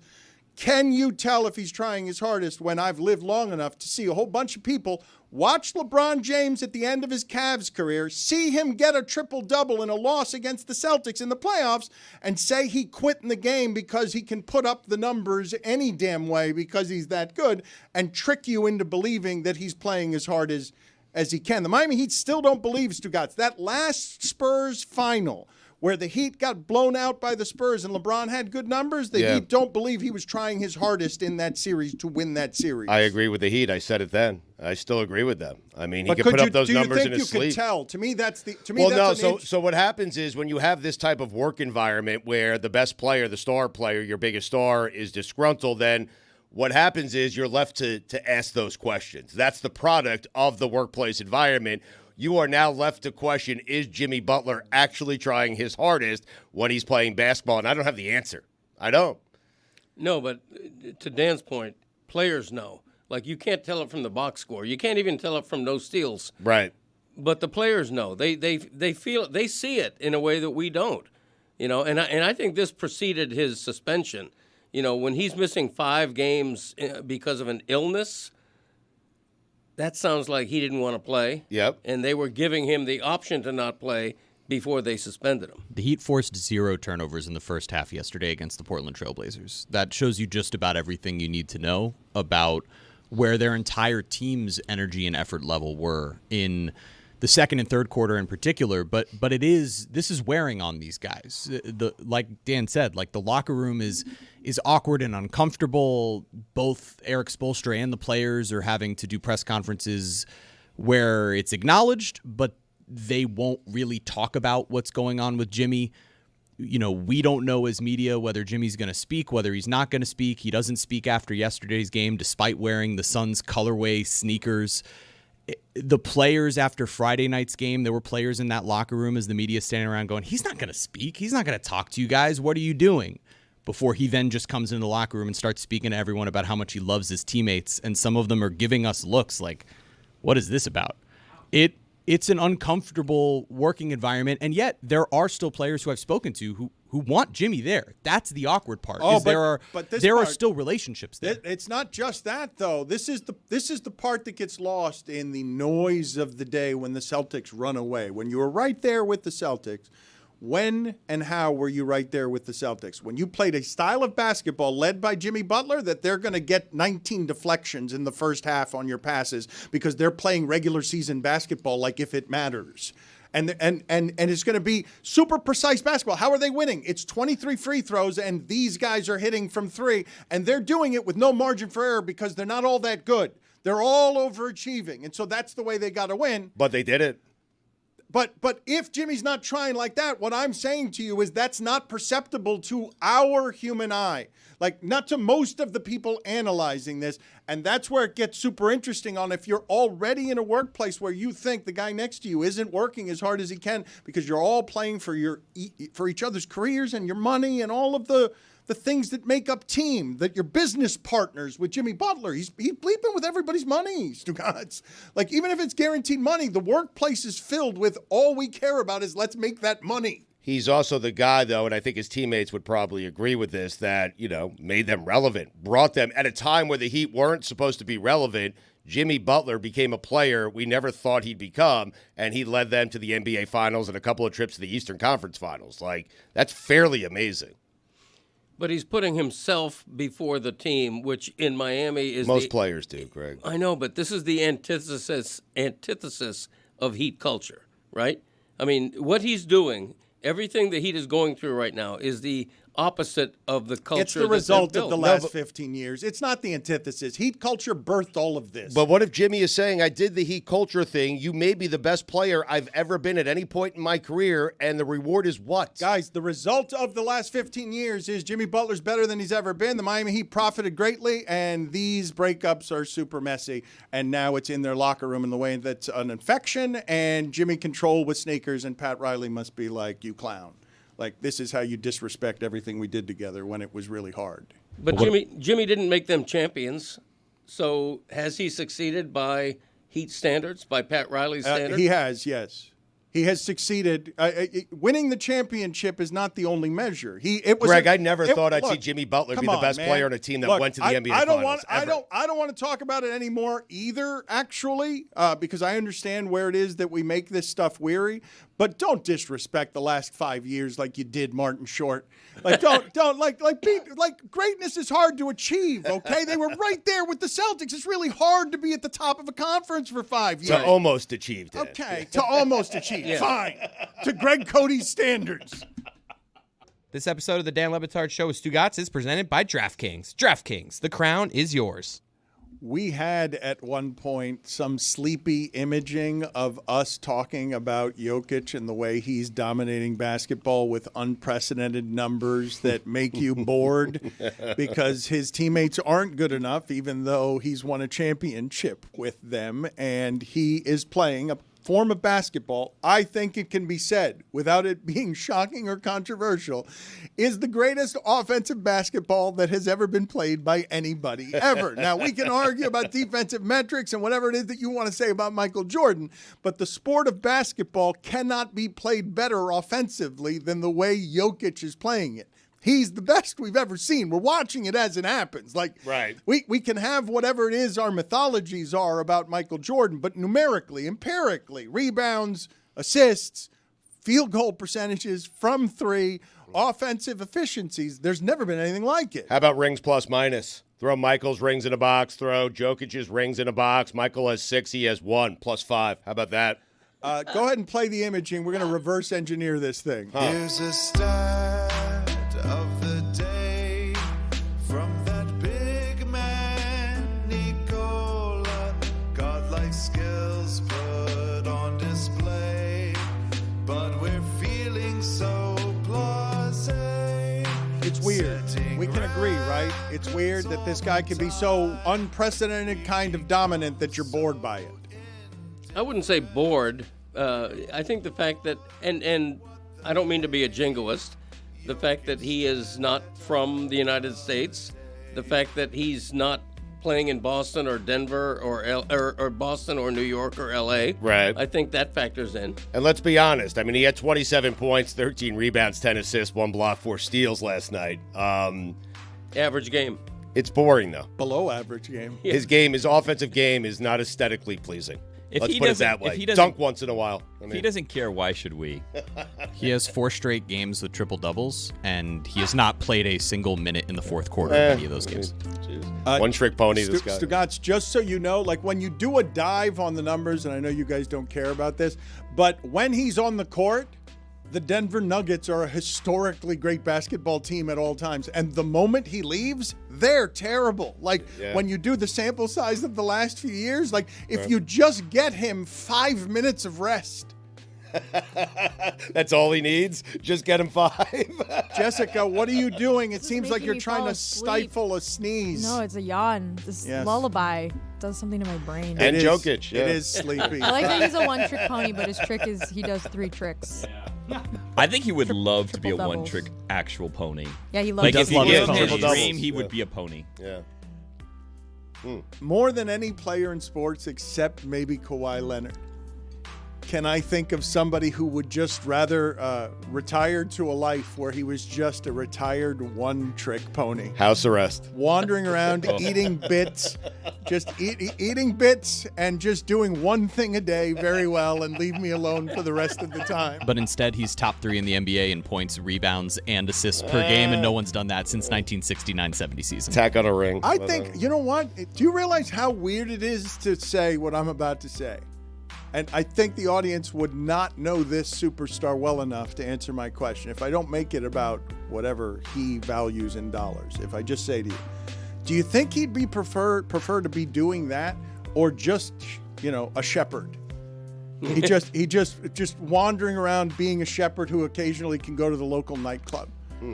Which would he choose as a life? Is he the one guy that you would say, I'm not sure I can answer that question accurately? I'm not sure. He could quit tomorrow and train horses for a living. He'd be thrilled. Now, is he choosing between that and a basketball career? Meaning, has he played basketball already? Has he made enough right money? Now. If you tell him right now, you tell him. Tough, you right. tell him. I think he goes shepherd. Yeah. You tell him right now. Would you prefer to keep playing the rest of this season? We got a lot of road trips. You don't really want to go to Memphis, do you? Or be a shepherd? Yeah, shepherd. I say that with confidence. I don't know. I can't say anything with confidence. That I can't say it with confidence gives me confidence that I can say it with confidence. Because it's not a question I can pose to anyone else and have it be a reasonable question. We would all like to be. Look, have you not dreamt of going to a T-ball game and just kicking everyone's ass? Like just hitting home runs all over the place, able to throw the ball fully across the diamond? I mean, he does have the opportunity right now to go do it. Have you not dreamt of being athletically dominant? But why against children if it's a dream? Like, why wouldn't you dream of being athletically dominant over athletes. Because I can't imagine. If you're gonna dream. Yeah, not dream now, big. right? I mean, you could go to a park and beat up children if that's what you want to do. You're absolutely right. My dreams go no higher than a local Y. Like it starts. It starts at beating up children in a local playground game, and they don't go to the NBA. My dreams die at the local Y, where I'm scoring 16 and making a buzzer beater. Careful. Are you mocking the kids after you dunk on them? Oh, he has to. He's shooting 47.5% from 3. Yeah, well, that's the thing. Second in the league, right? He's second. 56% on open threes. That's lunacy. insane. Just lunacy for a person his size. Okay, fair enough. In all regards, you're totally right, Jessica, on all matters here. For the content in general, as it regards excellence for all times, an immortal, but not really. Yeah. Because he's a foreigner and because he plays in Denver. The rules are you got to play in my city and be from here. He's got a roadie at Minnesota, at Chicago, at New York, at Philadelphia, at Charlotte. He doesn't want to be in Minnesota playing tonight. He doesn't want to get on the bus. He doesn't want to walk from the hotel to the team bus today. He'd do it for goats. He'd do it for horses. Yeah, more important. It's weird. It's an odd thing to say. We will not find out, evidently, who skipped the TSA line. That part is really disappointing. That's I think unfortunate. Very disappointing. Yeah. Cody still wants to know, right? I need to know. Yes. I need to know. Jordan Rogers. It's almost too late. Jessica, how do we get these hints out of you? What can we do to get some more information here? Their name may have already been guessed. Oh, wow. We're not getting it, man. I know I'm right. Greg, do you like hard candy? It depends on what kind. There's this new hard candy that Progresso has unveiled, and it's for soup lovers. It's soup hard candy. Really? It tastes like soup? Would you dabble in that? Oh, no. That sounds awful. It's like a chicken noodle soup flavored hard candy. No, Some that things are sounds sacred, and dreadful. soup is one of them. Yeah. I mean, what are you doing? I make a great turkey soup. Oh, I can't imagine. Yeah, the carcass, the whole bit. But Can I you want talk about her candy? I mean, you're just going to go on a spiel about your soup? I want my It's not my candy to candy. taste like candy. Imagine that. If it tastes like anything other than candy, it's not candy. It just feels like something old people, with all due respect, would love. You guys like your hard candies and you like your soups. It Yeah. feels like a good combo for an older gentleman to enjoy. I do like old man candy. Old man hard candy like the Werther's. Oh, those are good. Yeah, Yeah. those are great. Yeah. Those are fantastic. Now, what if it tasted like chicken? No. No. It's awful. I All mean, right. What if your soup tasted like Werther's? That'd be good. Yeah. That would be good. Yeah, Different that'd be game, great. Not Billy. just like butterscotch pudding? Why do Yes. old people like hard candy? Like you would think with the teeth situation that we'd be looking for like softer things, right? You know what? I got teeth in my head. My dentist. Yeah. He retired. but McGillicuddy? My former. Yes. Yeah. He told me that I will die with these teeth in I my love head. that. Wow. I have. That guy some of wouldn't the- shut up, by the way. I have some of the best gums ever made. And Right. teeth, Yeah. gum teeth combo. Yeah, I have a gum. I have Wow. a gum situation that's A1. What does he mean by that? Like your teeth aren't going to fall out? Right. Okay. Like Yeah. a friend of mine, just a couple of years older than me, Right. just has dentures now, Really? and Name names. and that's never going to happen. Because you with me. won't allow it? Like if you did lose your teeth, No, I'll something never happened. lose my teeth. Your let- teeth are going with you to the Yeah, grave. Well, let's say you Right. get in a Yes, right. skateboarding accident, you lose some teeth. Are you going to get dentures, or you're just going sans teeth moving forward? I would probably go sans teeth I think Really? he's saying his teeth wouldn't fall out in a skateboard. no, they won't accident. fall out Because of the gums or because of the teeth? because of the gums. What he's clearly saying, okay, is that he had this awkward conversation with his dentist. When you're dead, your teeth will still be in your head. That's a conversation he had with McGillicuddy. Right. That's good. You can't say that about everyone. I mean, No, right. He's It's got unusual. he's got a good set of teeth. He's saying that you come from good fabric and that Right. your dental structure, what's been passed down to you, makes you someone who will have, when you are a numb skull, Right. in the grave, your teeth will be intact because you have, listen to me, Right. teeth in your mouth, Yeah. teeth in your head. Yes, I have lifetime teeth. When you're cremated, do the teeth survive that, or do You think it's just a pile of dust and some teeth? Yeah. I think when you open the grave many years later, you just see the teeth. Right. Yeah. Like a Well, grinning. no, There's no way this can be so. I've grinning seen smile. like videos of cremations. Like there's still pieces. Why have you left. seen videos? Yeah, that's of that? odd. What the hell are you No, watching in your that's spare weird. time? Shreds of bone. What are you doing? What kind of darkness do you do in your spare What time? Lucy watches on planes and she doesn't want Feinbaum to see also. You just watch people incinerated in your spare time? Where do you go? Incinerators.com? I'm trying to remember what Good show site. it was in, but yeah, it was. There was a Do they lot. at least? Do you get like the sped up version, kind of like a time lapse? Oh, it was in that monkey documentary because this woman tried to pretend that her monkey died. She had a chimp that she wasn't supposed to have, and she apparently lied to the government, to lawyers who were telling her she had to hand over this monkey. I think she had a different monkey cremated and then said, this is the monkey. He died and I cremated him. And they said, there's no way that you self-cremated the monkey because there would still be bits of the monkey left. So then they showed a cremation and what was left over after they cremated it. And there were like pieces of bones and Yeah, stuff. that's correct. You have to put before you put the ashes in like an urn, you have to put it through a sieve, like Yeah. you put spaghetti in Actually, a colander. At the game on Monday, I met someone who brought their dad's ashes to the national championship. Wow. You hang out some And weird did people. did what with them? Spread them on the field? It was like or- in her pocket. How do you get that through security? In her pocket. Did they It's buy just the ashes a ashes. ticket? What I kind mean, of bag was it? Like, what if it you can Right, just walk no. past security with powder in a bag? That's odd. I mean, let it go. That is right? odd. Yeah. I don't think that like Bringing your parents' ashes metal to a football detector- game? I never heard of that. You go off teased her? for Like, what do you ashes. do? You've never heard of that? I think No. people do that like, all the time. I did, Really? yeah. I thought I read somewhere there was a service of people that will do that. Like they'll spread the ashes for you at set events. They weren't spreading If not, them. there They were should just be. like, I wanted, part of my. Oh, that's really my weird. dad then. with me. Hold on a That is second. weird. Didn't even spread them. Just Isn't went it out weirder if for you vacation, spread them like at a trip. the Mercedes-Benz Took them to a Stadium? football game. That's yeah. odd. Yeah. I need to stop everyone here and have you all realize that you have somebody being cremated being just a bunch of ashes with 7 whole human teeth on top. That was me, yeah. Yeah. Yeah. The teeth will survive. Well, how, Correct. okay, so your I don't teeth- believe that. I don't believe it's ashes in chunks. I believe it's just ashes. I believe the No. incinerator No. grinds everything to dust. You're bringing up. Well, it doesn't grind anything. It doesn't grind anything, Jessica, to we Billy's could point. do a Thank you, Greg. think piece about what Tiger King morphing into that chimp movie. A think piece on everything that's happened to America, that chimp movie made you profoundly sad. I don't know if chimps incinerate the way humans do. You and think pieces. I got to tell you, I was thinking about think pieces the entire day Yeah. yesterday Boy, and Maddow into today. mentioned it, and we were super confused. It's a terrible sell. Like, because I don't want to think. Don't tell me it's a think piece. I just want to read your column, be done with it, and move on to the next. If I read anything at all. Yeah. What I don't want to do is have to think too much, okay? Yes. I mean, you're right. Think piece. The same with the phrase long form. Right, exactly. I give me seek the out short long form. form. No, I see long form and like a little like antenna goes up. I'm like, ooh. Really? I'm going to find out about something I never knew in this. Oh, so God. David Gran, he's got a whole short story book of all his long form, Greg. You would love it. Giant octopus, everything. How does your friend know they brought the deceased dad's like eye ashes and not like a foot ash?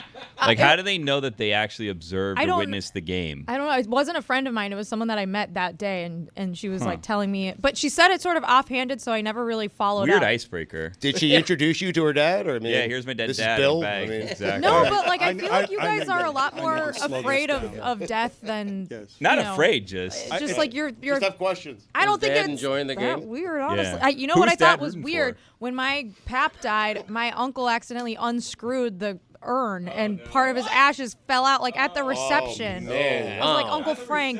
What a faux pas by Uncle Frank. Yeah. Fumble. You vacuum it, and what do we do? Or Uncle You Frank can't is- forgive Uncle Brushed it Frank. off onto the That can't be floor. forgiven. You can't be. Uncle Frank. Maybe trusting Uncle Frank in the first place was the It's a problem. Mark Yeah, Andrews Uncle Frank. situation for Uncle Frank. Greg, you said your teeth are permanent because of your gums, but when you die, your gums erode. So do your teeth then fall out? At that point, I don't give a Oh. All right, very good. Earlier, if you were with us last week, you heard people say that I looked worse than Chris Penn after he died and then got sicker. Oh, wow. That's a thing that happened. Yes, and so now... Jeez, man. Yeah, that's... Someone said that about you? Yes, that was lovely. Katie Nolan is joining us now. She laughed out loud at that, by the way. Yes, she was covering And at the her thought of face. you reading it all, Stugotz. No, thank you. Yes. Stugottsbook.com. Where are you on what we're saying in terms of hardest things to incinerate on the human body? Do you imagine it's the eyeball? Do you imagine it's the toenails? Do you imagine it's the teeth? When people are talking about cremations without looking it up, what do you think is the hardest to turn to ash? It's got to be the teeth. Thank you. Like, what is this? It has to be like, what? How do you burn that? I Right. can't light that on fire. It's like Yankee. So you guys are saying you think that in an urn is a bunch of ashes and the teeth, or No, I think they grind them up. I imagine they grind them up. These are also the easiest part to just go like, Yeah. and it turns to dust. So if I were cremating somebody, and maybe I will someday, I would grind up the teeth, I think, into a fine powder. That's exactly what ends up happening. Apparently, is that Yeah. parts of the enamel of the teeth remain. Mm. The soft tissue, of course, will be cremated, but the enamel and some bone fragments remain. But then, Katie, you're right. They just grind them up into a little powder and throw it on in. Wow. How do they grind them? Yeah, good question. What's used to grind? A pencil sharpener. A mortar? No. The same thing my Grammy uses to make meatballs. Greg, what do you think? I don't know. I've never ground a bone. Really? No. That's surprising. No, I haven't. Katie, I just want to get your thoughts on something because Greg Cody is often doing his very own show. Greg Cody decided with very bad timing to just shout at no one in particular, guy don't want to earn. Want to earn, not want to. Guy don't want to earn. Guy don't wanna earn. Katie, Yeah, Katie is a guest on our show. You're doing one of your signature lines, but Yeah. she has no idea what you're talking about. Right. I thought everybody knew that. Gotta want to learn. Gotta want to earn. Yeah. Katie, It's pretty standard. Katie, would you like to try and analyze what he was trying to say with bad timing there, and then he'll explain it to you so you understand the way that you were so careful the first time you were on with us. You waited about 45 minutes before speaking. Greg Cody just speaks when he wants to. Guys don't want to earn. So I assume you're saying a person doesn't want to be cremated and put into an urn, and you're quoting something that already existed that sounded like guy don't want to earn to Well, you. guy don't want to earn. Gotta want to learn. Yeah. Gotta want to learn. Gotta want to earn. You're just saying it more. That's not helping. No, he's right. It is though. helping me. It means, and it's. I know it's guy, but it applies to women as well. Thank you. Gotta want to earn. It means you're not working hard. You gotta want to earn. Gotta want to learn. Gotta want to earn. Yeah. And it's a So it play had nothing on to do earn. with earns. No. We were just talking about Play on words. cremation and also separately earning EARN. Yeah. Classic Yeah. 2-2-2 situation. Yeah. Right. When I hear a word that has another meaning to it or a pun Yeah, can it's be the created. Kornheiser School of Aging. That's it. That's comedy in your 70s, baby. Just make things rhyme and then go to the grave. No, it's true. Somebody says he's got a lot of pride. I'm going to make a Charlie Pride joke. I can't help myself. That a boy. Okay. Katie, enough shenanigans. Just to catch you up on what we were talking about earlier. Who do you think would be the easiest tight end to kill? Wow. Oh. All time. I thought it was hardest tight end was the Well, We both. agree They go Dallas easiest, Goddard. Easiest Right. and hardest, yeah. but easiest? Yeah, didn't know because we were doing- Gronk. Well, naturally, we were talking about immortal tight ends because of the game that we had this past weekend. So, Sure. yeah, Gronk. We were talking about it off air outside. I think that Gronk would be the easiest to trap in a box with a stick. Yes. Like, Yeah, you can lure him you in could lure him anywhere. into I like feel and then you get him like in a bamboo cage, and you just kind of let him like run around in there, and it's fun. Like I wouldn't want to kill him, right? Yeah, but I heaven wouldn't forbid either. he gets out. Yeah. Right. But I do think he'd be very easy to you just tell him a couple things and say, it's okay. And if it starts to feel scary in there, nothing's happening. You're okay. And he would just, sit there in that gas chamber that I just lured him into, and then boom, he's dead. Put it on the poll, There you please, Juju. Could you fool Gronk with a handful of lollipops? Could you fool him to LeBatard death? Show? Yeah, just what the answer to Gronk seems to be, because the place we started is he's both the hardest and the easiest. Easiest to fool, but physically we started talking about how do you start to solve this problem if it does not want to be killed? Okay. As Fair. one does this time Why of are we year. doing? I don't Yeah. like. Billy, I don't like it's this. Billy the third time. It's a wild Billy Wednesday, Jess. Championship weekend. I mean, Like if Wait, it, the hardest is Tony Gonzalez because he's connected to Bezos, and so he's probably got shooters. ooh. I do and have wanted to talk about the inauguration and Bezos. I don't think we want to do that now. Katie Nolan is No. here, and I should announce to the people I'm very excited about this. I was very excited to see it. She is making her triumphant return with Casuals. She is at Sirius XM. That's where you can find our show as well, 12 p.m. Eastern on Channel 85. And Katie, I was just thrilled to hear, because I've been watching the content you've been making with Pablo, with Dan Soder, with that, just the things that you've been doing. I like to see you back in the game in a way that feels vibrant. Hey, thanks, Dan. I will say we're not on Sirius XM. We're a Sirius XM podcast, and you can get that wherever you get your podcasts. But yeah, it's fun. It's just I don't have to tell you guys what it is. You know what it is. It's just a show that's about sports, and it isn't really about sports as much as people seem to want it to be sometimes. You know what I mean? When you work in sports media, I'm not going to explain this all to you guys. I've been doing this to outside. I've been doing outside of sports media, like the media rounds today, and so that speech is very different than the one here. You guys know what it is. Because I'm very excited about a number of different things here, okay? But also from afar, and forgive me to start here, but it seemed like the Apple baseball experience would seem from afar super scarring, just unpleasant.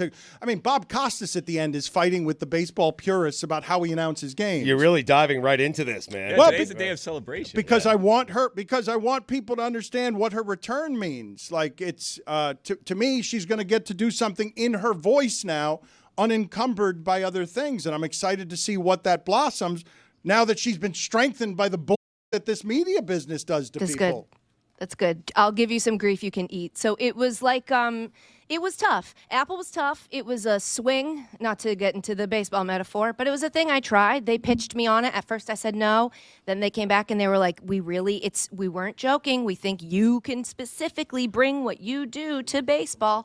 And then after one game, that wasn't what they wanted anymore. And, if you work in the media, that happens sometimes. You get sold a bill of goods, you say yes, and then things change and you adapt. But adapting in baseball is a lot harder than maybe other sports, because it's not a sport that does a lot of change and or rapidness. And so it was just sort of it was a season I got to go for free to a bunch of baseball stadiums I'd never been to and watch live baseball from the best seat in the house. So you're not going to catch me complaining like it was some sort of traumatic experience.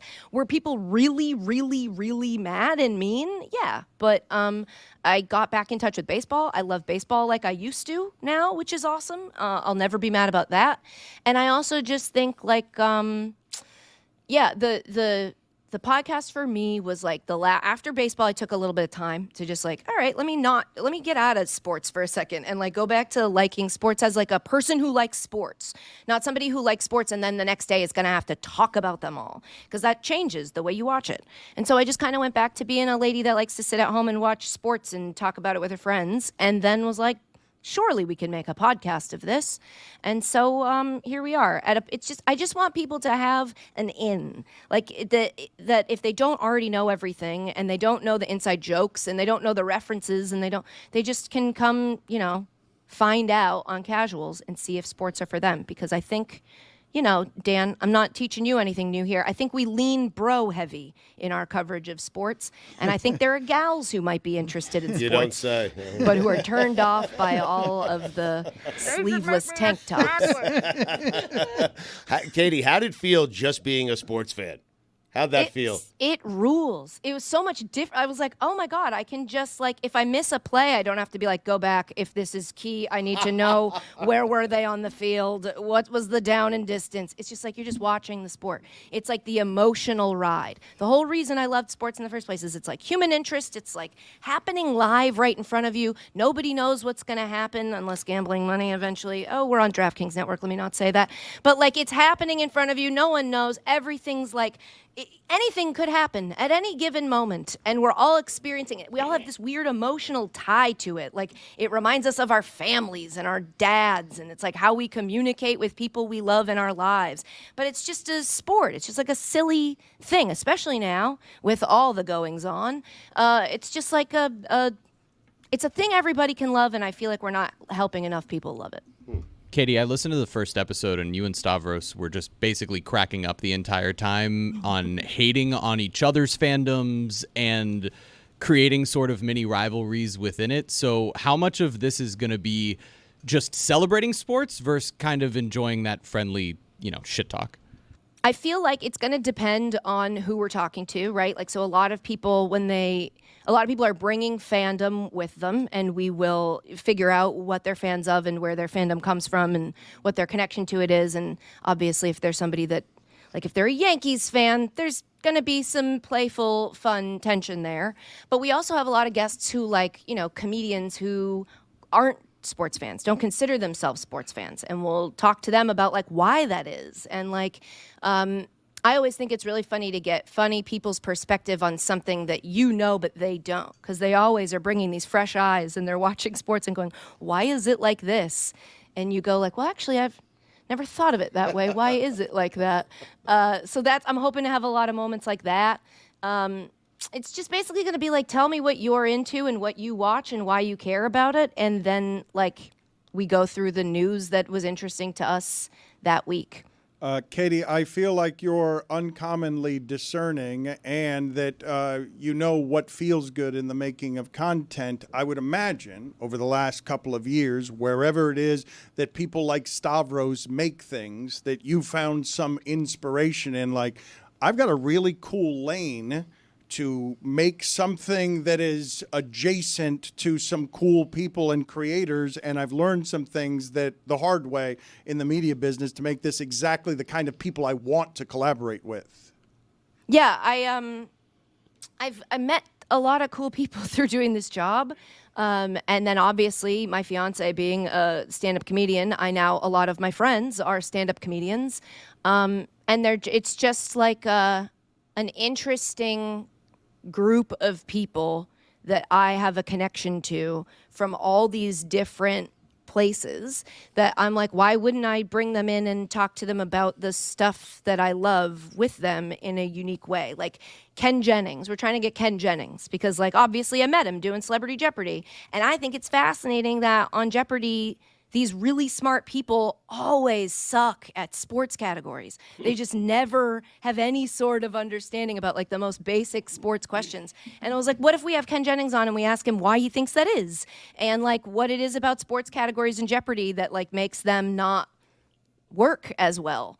And then I was like, well, where else would that content come from? And I don't know. So I made casuals so that we can talk about that kind of stuff. Every Tuesday and Thursday in the SiriusXM app, wherever you get your podcasts. I wanted to ask you about what you think is going to happen with Tom Brady, but I also wanted to ask you the difference between how you're selling this endeavor during your media tour and the difference between how you should sell it here, because I really do believe this is going to be a special thing that you make, because you've done a lot of hard-earned learning about what you want and what you don't want from this business. So I believe it's going to be the best thing that you do. That's nice of you. What was your question? It's a good question, Katie. What have you said most often while on this media tour? He wants to know your pitch to the people who don't realize like, what it is as you're you're doing. going around saying, hey, casuals, it's a podcast for you. How do you sell that to others who aren't familiar with your work and versus how you would sell it to us? Okay, so what I've been saying to them is basically like, it's a sports podcast for people who don't listen to sports podcasts. It's a sports podcast for somebody that's like, yeah, I know how sports work and I know them, and maybe I played them when I was younger, but like I don't keep up with them because I'm kind of bored with the way it's not. I'm making them this for like my sister-in-law who I'll watch sports with when we're on home for holidays, and we'll be watching the pregame show, and she's like, I'm sorry, can I put something else on until the game starts? They keep talking about the same four numbers and none of those numbers are like matter to me. And it's, those people, the ones that are like entertained by the sport, but the stuff around it, they're sort of like, yeah, I'm not I'm not probably gambling on it, and I never thought I would go pro, so these numbers don't really matter to me. I just kind of would rather laugh, and we can laugh about the sport, but the laughing is sort of the important part. And the main part of the pitch has been like, for whatever reason, sports is really siloed. So if you're listening to like an entertainment podcast or a pop culture podcast, it'll cover almost everything except sports, unless it's like a big sports story, like if Aaron Rodgers does something stupid. But they won't really touch on like, oh, and also we're in the divisional round of the playoffs. And so I feel like people have a hard time getting just like basic level entertainment sports content that isn't specifically sports content. You know what I mean? I feel like you're not bumping into it unless you're signing up for the other stuff. And so I want to give people just the like pop culture, entertainment, sports stuff. So you'll be aware of what's going on in the world of sports. You'll be able to use it to your advantage small talk wise, because I think that's one of the best things about sports is you can just like talk to, you know, your door guy about their teams. It's just like a little connection you have with them. And then also, ladies, the men in your life. I feel like the emotional door to a lot of men is their sports teams. It's just like where you guys are putting all your feelings. Yep. And so to it's have my only access door. to those, Yeah. Apes, yes. It's unbelievable. Hey, ladies, do you want a portal to the caveman in your life? Katie, I have two questions. One, have you ever cut at the airport the TSA pre-check security line? And two, do you have any guesses, because we're being told here that someone in the media covering college football cut the line, a massive line in Atlanta, leaving that game. Mm-hmm. Have you ever done it? And do you have any guess on who it could be in the media? The hints we have, they're white and they're a man. Mm-hmm. Oh, that shocker, narrows it right? down. Yeah. I never heard white. Cut the TSA line, meaning like how?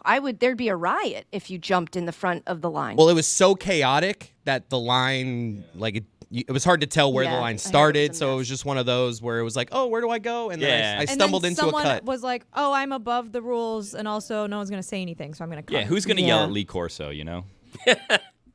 I would bet Herb Street. Private. That's a good guess. Yeah, I started with him Private. and Fowler, but yes, it has to be like what happened at the beginning is, of course, profiling. Nagandi got accused, and then it has to be a white man. It's only a white man. And so we've made all of the guesses from Tim Tebow to Lou Holtz. Oh, Tim Tebow's definitely private, right? Yes. But I don't know who's missing. Like David Pollock's not still around doing stuff off of the broadcasts, is he? I don't know. No. Who's the sideline's like Molly, so it wouldn't be Molly. No. She's too sweet. Also, to answer your question that I skipped, I've never skipped the TSA line. I'll say I don't have TSA pre-check, and also I have the thing where I pay them to let me skip the line called Clear. So I'm always skipping the line, but it's like sanctioned in a sanctioned way. The Clear line was 90 minutes long. Oh my God! Clear I with would just pre-check. No. Their salespeople That's a are nightmare. assassins. I'm serious. I mean, they are crazy. That's how they got me. I was late for a flight at LAX, and I ran in panicked, you know me, and somebody was like, "Are you late for your flight and you want to skip the line?" And I was like, They "Yes." feast on panicked flyers. And he was like, he's like walking me to the machine while talking, and he goes, "Gonna cost you whatever it is, $100 or whatever." And I was like, "Don't care. Fine. Let's do this." The So here we are. commerce of it is what's clear. Like, I love the fact that they are just trolling the business. Stugotz is like, why didn't I think of this? I'm so upset. Can I sell people a government-sanctioned, federally mandated cutting the line? You'll pay anything to not stand with your shoes off next to that guy, won't you? that barefooted guy from Des Moines. So you got $75? You want to stand over here? What a grift. It's not any safer. You could just buy yourself. That's the future. Yeah. That's where we're headed on all things in the future. Everything. That's medicine too. People are like, "Oh, I have a doctor come to my house, and it only costs." And I'm like, "Yeah, that's like cost prohibitive to a lot of people. I don't think you can like skip the medical line to get to your doctor. People are waiting to see a doctor. That doesn't feel good. I don't think we should do that." Katie, do you know anyone that spread their ashes at a sporting event? No. I don't know if I know anyone that spread. I mean, I guess I helped Dan spread his grandmother's ashes. Other than that, I don't. At Fenway? It's the wind is always a fascinating factor to me when it comes to spreading ashes. It's like you toss it, it comes right back in your face. Now you're eating your loved one. Dan, where did you guys spread your grandma's ashes? My fiance Dan, not Dan. That would have I been a didn't go nice with thing for you and Dan to do. Le Batard to spread his Weird, but grandmother's nice, ashes. yeah. Odd flex by you. It was just weird. I was really sad. Katie happened to be there. I'm like, you want to just eat some of my grandmother? And we just threw it into I don't know. She volunteered, so I was like, okay, I guess. So weird. She just happened to be around. It was an emotional moment, and she comforted me. She held me in her bosom, and we just sobbed I appreciated together. the support. I am very excited about this. I urge you to check out Casuals because Katie Nolan has always made good things, and you should support someone who deserves your support with something I'm sure she's making for SiriusXM that is great just because she's the one making it. Thank you, Katie. Did you have Brady questions for her? I did, but because he's getting better. He's Yeah, getting a little bit better. He's getting better. I will say he's getting better. Yes. He's still got that little thing that bothers me. That is that his those teeth he has might be the wrong size for his mouth. I do wish he would. Grind And I them down a googled little. it. You can have them. You can go back to the person who did them and be like, "Can you shave these down a little?" And I think that'd be in his best interest. I hear his teeth when he talks. Yeah, big teeth. Horse teeth. Put it on the poll, please. Do you hear Tom Brady's teeth when he talks? That is a horrific announcer criticism. Meaner than anything that anyone said to Him and Katie Bob Ryan. on Apple. But he's getting better. Wait, who else is this? But he's getting better. Bob Ryan. No, not Bob Ryan. I'm thinking Rex Ryan. Rex Ryan, you can hear his Oh my teeth. God. when he yeah. talks. Oh my God. yeah, sure. Yours Hear is Rex's worse. teeth, It's not yeah. Tom. Yours isn't as bad. If you're listening, yours aren't as bad as that. What a horrible thing to say about a broadcaster. Like, truly horrible. I can hear his teeth when he talks. This episode of the Dan Le Batard Show with Stugotz is presented by Venmo. Before we get to Cam Jordan, I've been wanting to talk to this guy for a long time, Stugotz. One of the really good guys in the NFL. An immortal. Yep. An immortal. that's now you're saying yes? That's a bit much. That's a bit much? For Cam Jordan, a bit much, yeah. A legend? I'm not going to say it when Cam's on, but I'm saying He's it to you already right now. on. Oh, he's Jesus, man. He's a menace of a man. He's good at everything. He's good at podcasting. He's good at sacking your quarterback. He's good at Walter Payton Man of the Year. And I want to start off by doing this. I want to ask Cam Jordan if this is allowed. You've got the Philadelphia mayor coming out here, and she is trying to do the Eagles chant. And I think it's the first rival that we have to one of the most famous sounds in our show's history. Listen to what the Philadelphia mayor did here while trying to spell Eagles. Let me hear you all say, E-L-G-S-E-S, Eagles! Let's go, Bird! What's the problem? Cam, what are your thoughts there on what just happened there in Philadelphia? I got nothing on that one. I'd say big time players show up in big time moments to make big time plays. Yeah. And sometimes the lights get a little bright. Sometimes you miss that ball. You know, we've seen it happen over at the Dallas Stadium earlier this year in the season. So I'm just gonna say to keep it in the division, the lights got a little bright.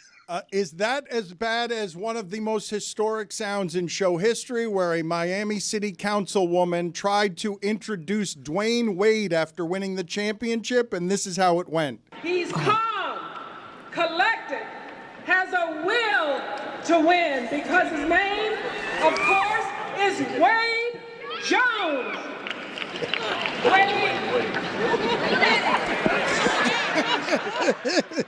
The people clapping gets me every time. The one stray. Who that is? The one stray. Who that is? Well, again, when you face these big time moments, can you succeed? Are you put in the best position to succeed? Maybe she caught the wrong notes.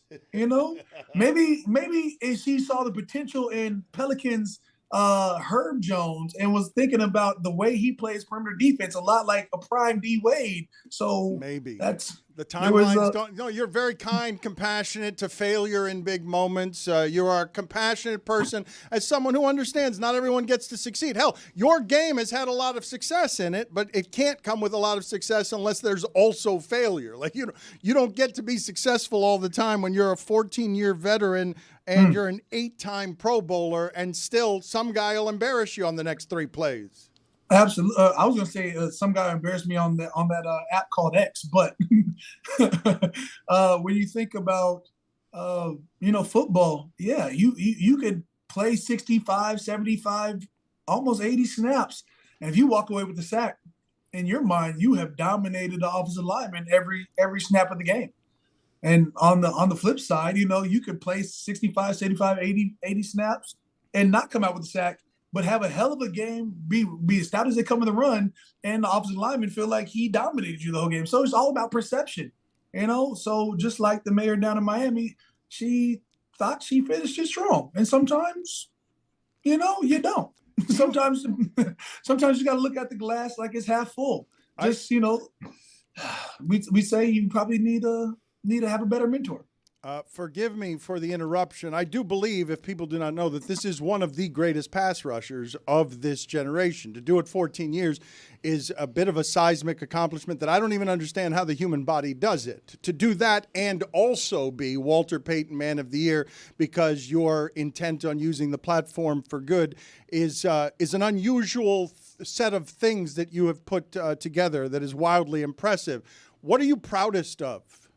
Man. I'm obviously going to push legacy. I'm overly proud that I've got a 6-time Pro Bowl Vikings Ring of Honor dad, as well as a 9-year-old son who, always wants to work just as hard as his dad did, just like I was in his shoes trying to work just as hard as my dad did.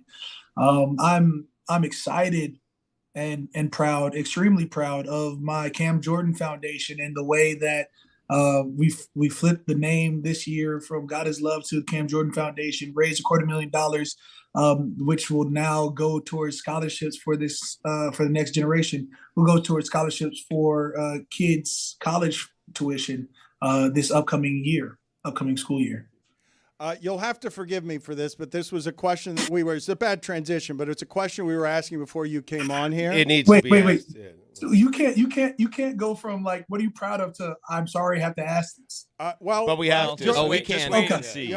You're right. Because that is a sweet answer, and you seem like a sweet man when you're not dismembering quarterbacks. But the thing that Billy wanted to bring up from earlier in the show is we were trying to figure out which tight end would be easiest and hardest to kill. Like if there's context with our bare hands, you can't use. Well, no, you could trick them. Okay, Cam, here's the deal. Did you see those hands? Yes, those hands. We were talking yesterday about the immortals of the game, and naturally Mark Andrews came up. And then we were talking about which tight ends would actually be immortal by the definition of the word, and who would be the hardest to kill or trap, and who might be the easiest. Yeah, the hardest kill would be tight end Steve Jordan of the 6-time Pro Bowl of the Minnesota Vikings. Right. I don't foresee the Oedipus situation ever happening, like where I have to kill my own father. That's tough. Right.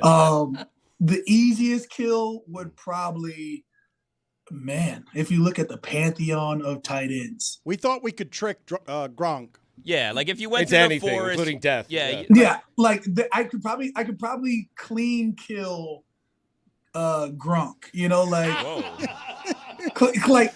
Like out the conscious, like conscious free. I'd be like, hey Gronk, there's your favorite meal behind this door, and it just be like a cliffhanger. Like all you have to do is jump through this layer of balloons, and you get $1 million. It's a well thought out answer. I mean, like we thought of a scenario where Gronk goes into a forest, and all of a sudden he's hanging upside down with his foot stuck to a vine because he saw something. Yeah. That's what I'm saying. I think there's a potential to cleanly do it. I'd probably the only way I'd counter that would maybe be Atlanta Falcons Kyle Pitts. If you throw him in a pit and then tell him to rise up, because they never do. Whoa! He hates the Falcons. Somehow meaner than actually talking about murdering someone. Yeah, that's wild to think about. Hey, all the good that I do for my foundation, and then throw in an easy kill situation. Yes, he is great with kids, but also he just told the American listening public that the way he would kill Gronk is a layer of balloons that would lead to a cliff. That would do it, though. And he's right. That's exactly how you would get him. You just throw a football through a layer of balloons. He's been waiting for that question his entire life. No, I'd say things like, he would be inspired to go full force because that's what kind of guy he is. He's a full throttle type of individual that played from snap to whistle. So all you have to do is, say, hey, there's a touchdown on the other side of this door, and I just feel like he would go get it. With the confidence and the swagger, if you will, of knowing that he can get things done. I'm just gonna reiterate, with the confidence and the swagger. Yes, there it is. If you will. Look at him. Well He done. is a man. He is a man who sweats and needs to smell good. Cam, we've highlighted obviously all the great things that you do and how you don't actually want to murder people. Have you ever said sorry after sacking a quarterback? Never. No, I almost said never have I ever. That's not true. I've only felt bad one time in my entire existence of being a defensive end from the time I was 15 till now 35. And it was against the Denver Broncos, COVID year, when they were like 17 quarterbacks down, and they hired a quarterback like off the street a week before. And I sacked him, and I didn't really want to, but I did. Like I needed to sack him, but I felt bad, and I looked to the sidelines. I was like, "Why would you bring him out here? Why are you making me do this?" What is the name? Who was it? Do you remember the name? You just felt bad for him? No, he was a really hard-working individual. Oh boy. Oh no. Was it Trevor Simeon? I mean, no. He literally, I think they literally picked him off I think the story was he might have been bagging groceries weeks prior. Wow. Kurt Warner. And then picked Kurt him up. Warner, the opposite of Kurt Warner. Kendall Hinton went 1 for 9 for 13 yards and 2 picks, was sacked once in a 31-3 loss to the New Orleans Saints. That's your guy, Cam, right? I'm telling you, I felt bad. I wish I could have been a critical component. I wish I could have mentored him after. Just like the Old Spice that has a mentorship program that you can learn more about at www.oldspice.com. Cam, you veteran. All right, fine. Let him do it. All right, Cam, listen and subscribe to Off the Edge with Cam Jordan from the NFL Podcast Network. And January is mentorship month. Visit oldspice.com/School of Swagger because it is why he's here. So I looked up Kendall Hinton, and when you look him up on Wikipedia, it starts with is an American professional football wide receiver. Yeah. He played quarterback in college, so they were so down that they technically not a sack. I mean, of a quarterback. That's what I'm saying. Again, I felt bad, and that's the only one I've ever felt bad about. Wow. Would you say the multiple times I've sacked Tom Brady? Absolutely not. Would you say how I sacked Eli Manning? He deserved it. Would you say the 9 or 8 or 9 times I've sacked Cam Newton when we were of the same draft class? Absolutely not. It is the best draft class ever to exist, and no, I didn't feel bad. But would you say, maybe the 23 times I sacked Matt Ryan over the career, which is the most between one defensive end ever, between a defensive end and a quarterback? For sure not. Do you remember all the sacks with Matt Ryan? Which one was your favorite? Some would say a 4-sack night on a Thanksgiving Thursday night game where I ate a turkey leg on their field. Closed out a 2-minute the last possession with a sack. They never rise up, right? Something. I think they were trying to pump in their crowd noise at that time, or maybe that was a little bit after. Some would say. Some would say. Allegedly proven. Since the season has ended, have you caught Tom Brady broadcasting at all? Because we had Katie Nolan on just before you joined us, and she said odd criticism that she could hear his teeth. What does that mean? Think about it. Fair question. That you can hear someone's teeth when they talk. Think Rex Ryan. Oh, okay. Yeah, it makes sense now, right? No, I mean, I thought he did a great job. As and he's only going to get better. So. I think I focused on. I was looking for error, and he didn't show much. This last weekend. Yeah. Cam, you've had 121 and a half sacks in your NFL career, and I am wondering, is there a quarterback you haven't sacked that you're dying to sack, that it keeps you up at night? Yeah, I'll never get to sack Peyton Manning. It's just one of those ones. Like I was like, dang, how did I fall off?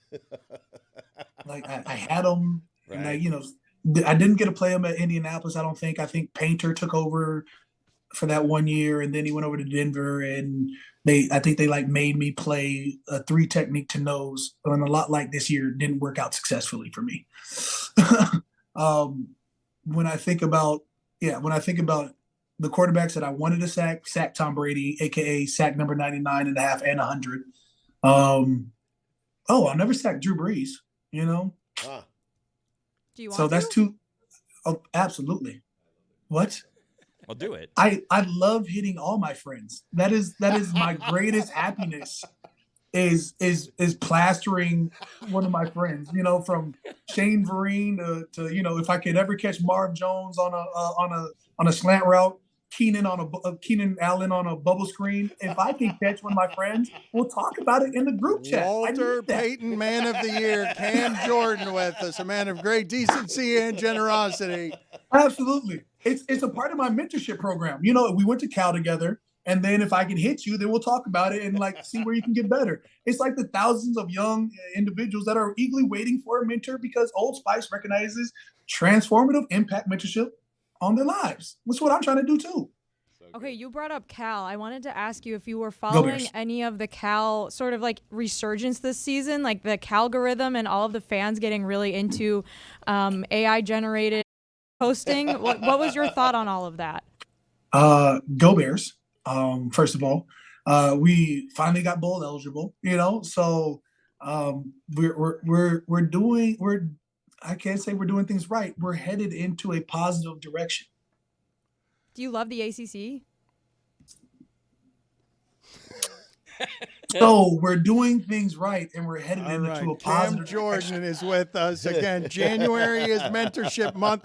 Visit oldspice.com/School of Swagger. It is a pleasure to watch you work, sir. You are a craftsman of the highest order. I say you're an immortal. Stugotz says you need to have more than 121 sacks to be an immortal. I'm sorry, Kim.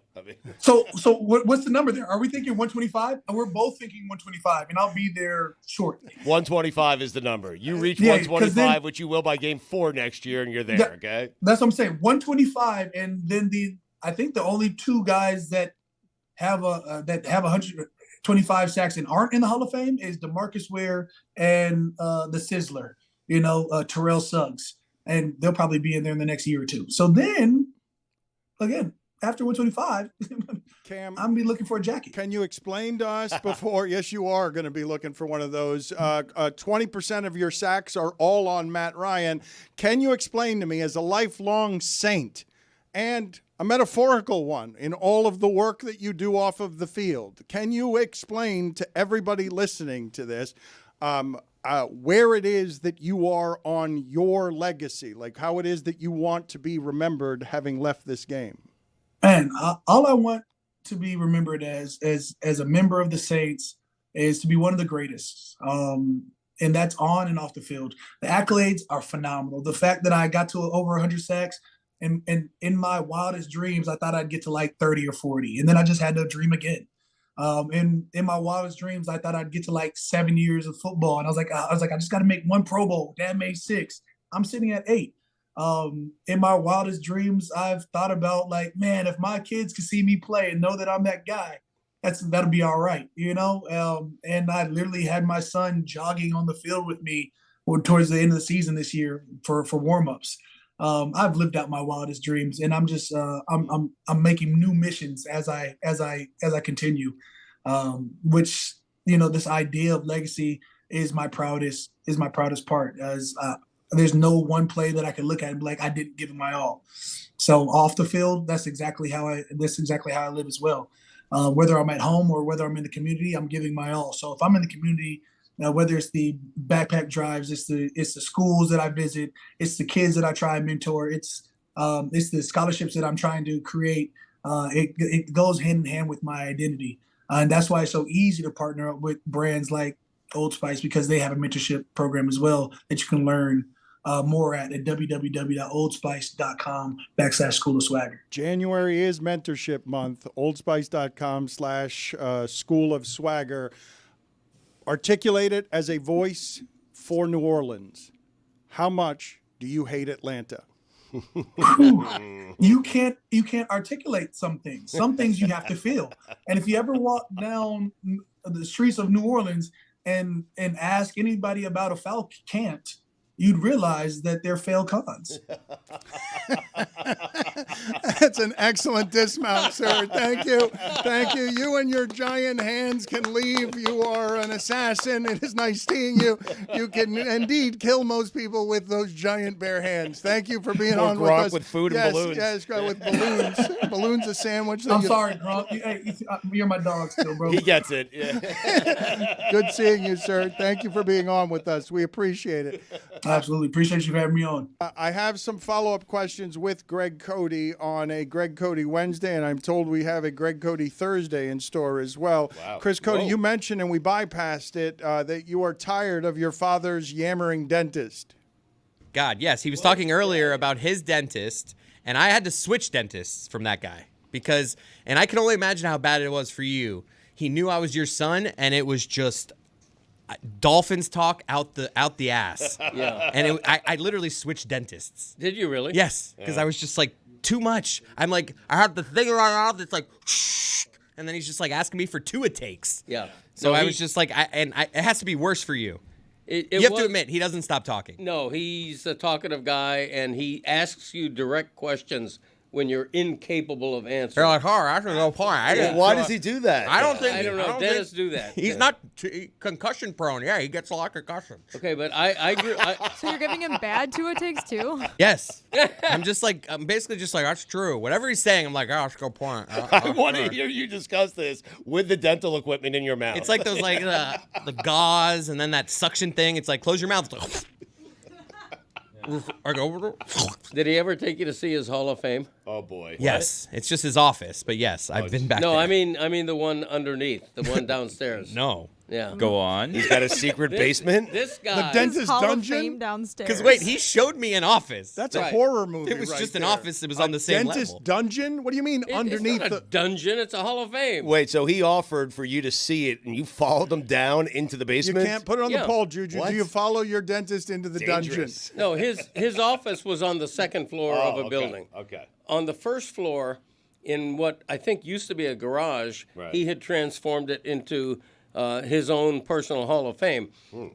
Actually, an interesting guy. He played handball all his life. He was a very accomplished handball player. I get why this is your dentist. Yeah, and he he was an original fan of the NBA when it was invented in 1946 or whatever that was. So he had all these kind of signed Bob Cousy basketballs. And all kind of stuff. He's an interesting dude.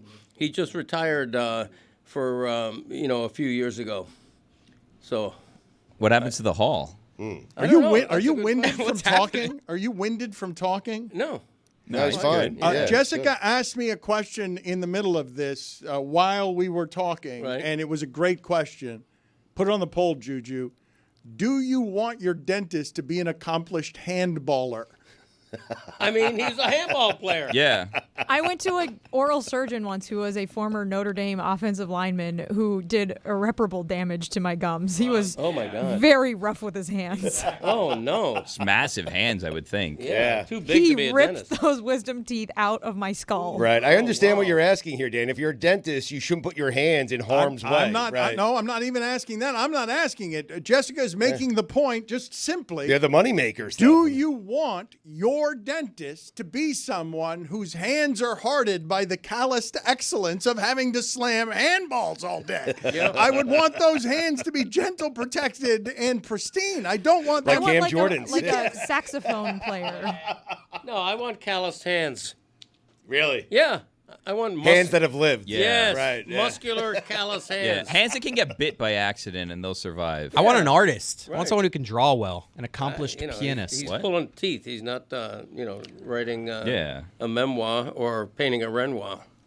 I have to get to a couple of things here that I have not gotten to today, and I will tell you again that the Greg Cody Show featuring Greg Cody is filled with magical content, much of it on purpose.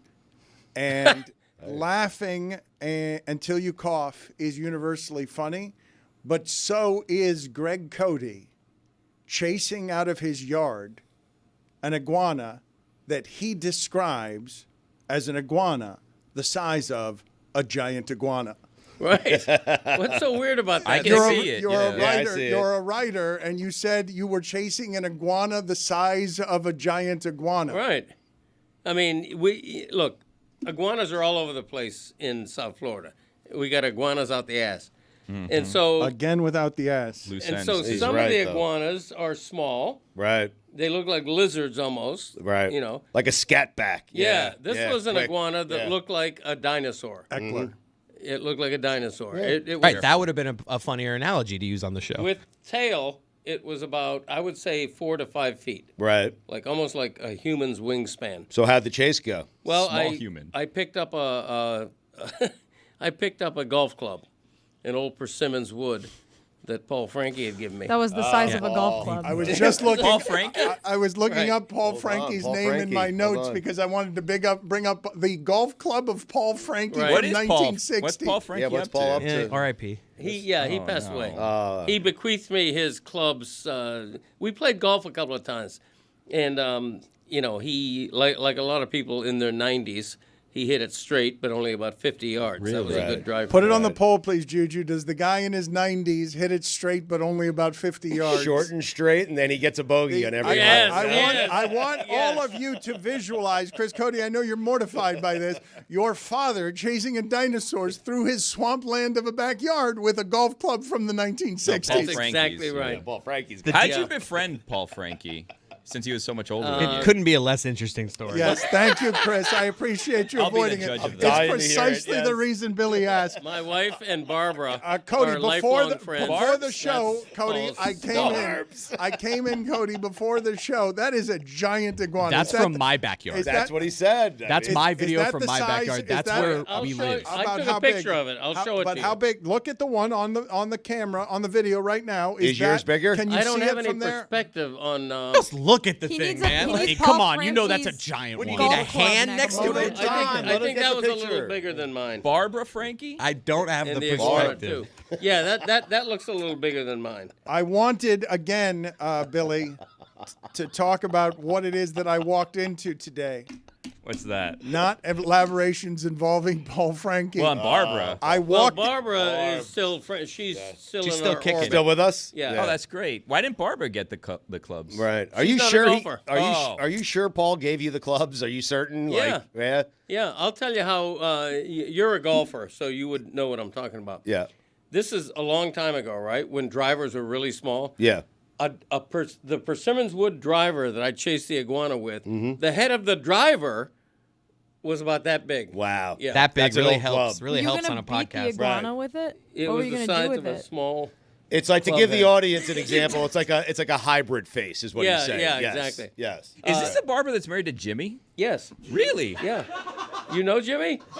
I mean, I didn't think so, but we may have crossed paths. I prodded the iguana. I would never club an iguana. The driver head is the size of like a small driver head. Well, he tried to make that joke poorly in a window that was small and gave up on it halfway through. Is this the The smallest Barbara the and driver Jimmy? head. Okay, that's my iguana. It's not even that big. It's big. Let me I wanna see. see- You don't let have me any be the judge of perspective. that. Show the camera. The other one we just showed was twice as Men large. always think You things got to are take bigger a than picture they of it with really your are. hand. Yeah. Is this the Barbara and Jimmy that have Jennifer as a daughter? No, how would you know that? Jenny. Billy, you can't trample It's a good that. guess. It's a good guess. You can't trample Is it so? that. His was good too. I'm not gonna. It's already an invasion of their privacy. What's Okay. the dentist name? I'm gonna Google handballer. Did we get to the dentist. bottom of the cremation with the ash and a bunch of teeth on top with an eyeball and a Yeah, toenail? they grind it. Yeah, they grind. Did we get accurate information of what an urn has in it? You telling me that the urn has teeth in it? It's all powder by the time it gets to the urn. Gotta want to So earn. they do the Gotta cremation. wanna learn. He's right. Well said. I heard Pablo's episode tomorrow is all about people spreading ashes at sports events, and What are the Everyone's odds? going to think we did some great synergy there. I didn't did know. not. Wow. Total coincidence. Oh. I want to play some sound for you guys of both Nick Saban and Stephen A. Smith. Stugotz, which one do you choose here? Because Stephen A. Smith is doing something that Charles Barkley is doing, that a lot of people are doing, where they're hating on the All-Star game and basketball in a way that makes it feel like they are against the product in a way that's super strong. And so who would you prefer, Stephen A. Smith or Nick Saban? Because Nick Saban had a regret I was not expecting when he was talking about his regrets. Nick Saban. Okay, that's too bad because we've got Stephen A. Smith queued up in the preview there that was right in front of you. So here's Why'd you give me the choice? So here's Stephen A. Smith. I wouldn't give a damn if the NBA canceled the All-Star Weekend festivities. It's that bad. And these players, it's unconscionable, and I don't give a damn how they feel about it. I mean, I got a lot of love for a lot of players. I'm not talking about all. I'm not talking about most. But some of them should be ashamed of their damn selves with how they have allowed this event They ruined it. tarnished. Shannon Sharp, they ruined it. They ruined it. Shannon Sharp, do you know that Jaylen Brown participating last year in the slam dunk contest was the first All-Star to participate in the slam dunk contest since DeAndre Jordan in 2017? Michael Jordan did it 3 times. Kobe Bryant did it. Vince Carter did it. Tracy McGrady did it, okay? And your man, your GOAT, LeBron James never has. He said he had nothing to prove. It wasn't about that. It was about carrying on the tradition. I called Adam Silver. I called some of his lieutenants. I'm like, why? Why are we wasting our time? I'm telling ESPN, I get paid to cover the sport, and I don't want to go.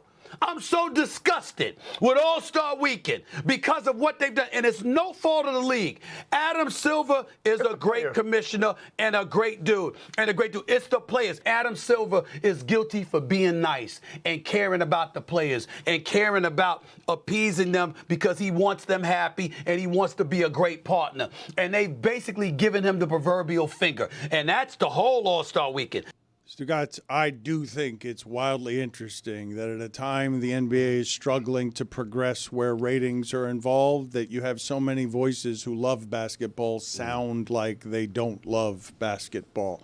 When Barkley's saying he's going to boycott the All-Star game because it's rat-infested San Francisco. Right. And these are people who really do love basketball, but the favorite part of that for me is Stephen A. Smith really does call the league office to complain about things he doesn't like personally. I'm pretty certain he told that story just to let everyone know he called Adam Silver. I mean, but he also said in that piece, we didn't even run it, that we edited some of this out, that he called the league office to tell them how much he objects to what happened to their All-Star game. I just love a receptionist picking up the phone. Somebody picking up the phone at the office. How may I help you? Yes, Adam Silver's office. And then all of a sudden it's just Stephen A. Smith yelling about how he doesn't want to go to the All-Star game. I mean, that's what you use the power for. And he's also not wrong that that's where we've gotten with the All-Star game. It's not something that matters anymore, but I think it's a byproduct more of just the times that we're in, Stugotz, keeping the attention levels of everybody.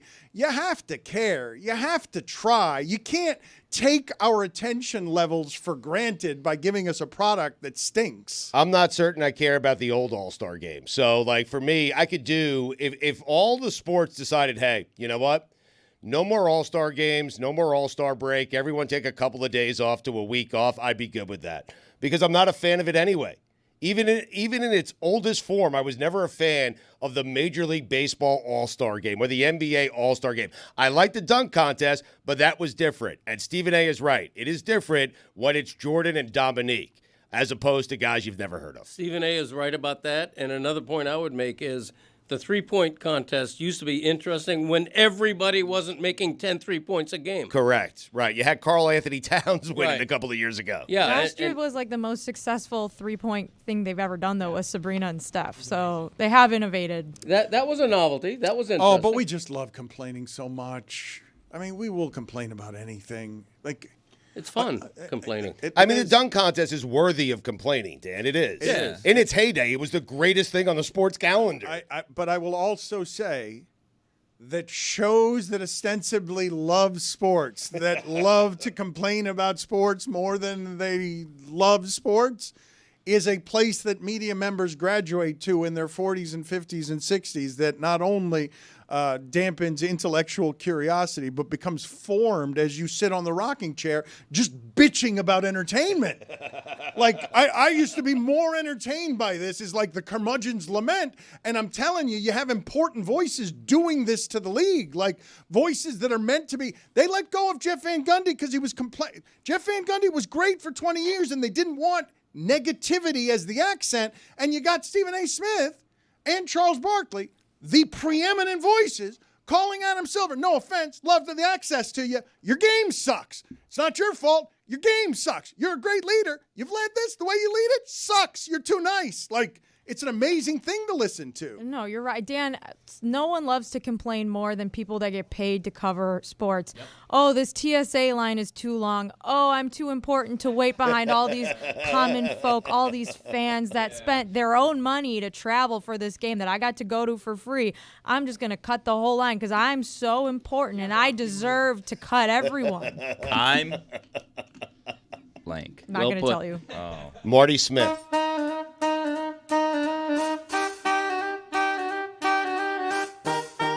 Was it Marty? No. That's right. It's time for Against the Spread. And it is presented by DraftKings. DraftKings, the crown is yours. Jeremy, what do you got? Florida Panthers plus 1.5 against the LA Kings tonight. Kings have lost 3 of 4. Panthers have won 3 of 4. Kings have lost 4 of 5.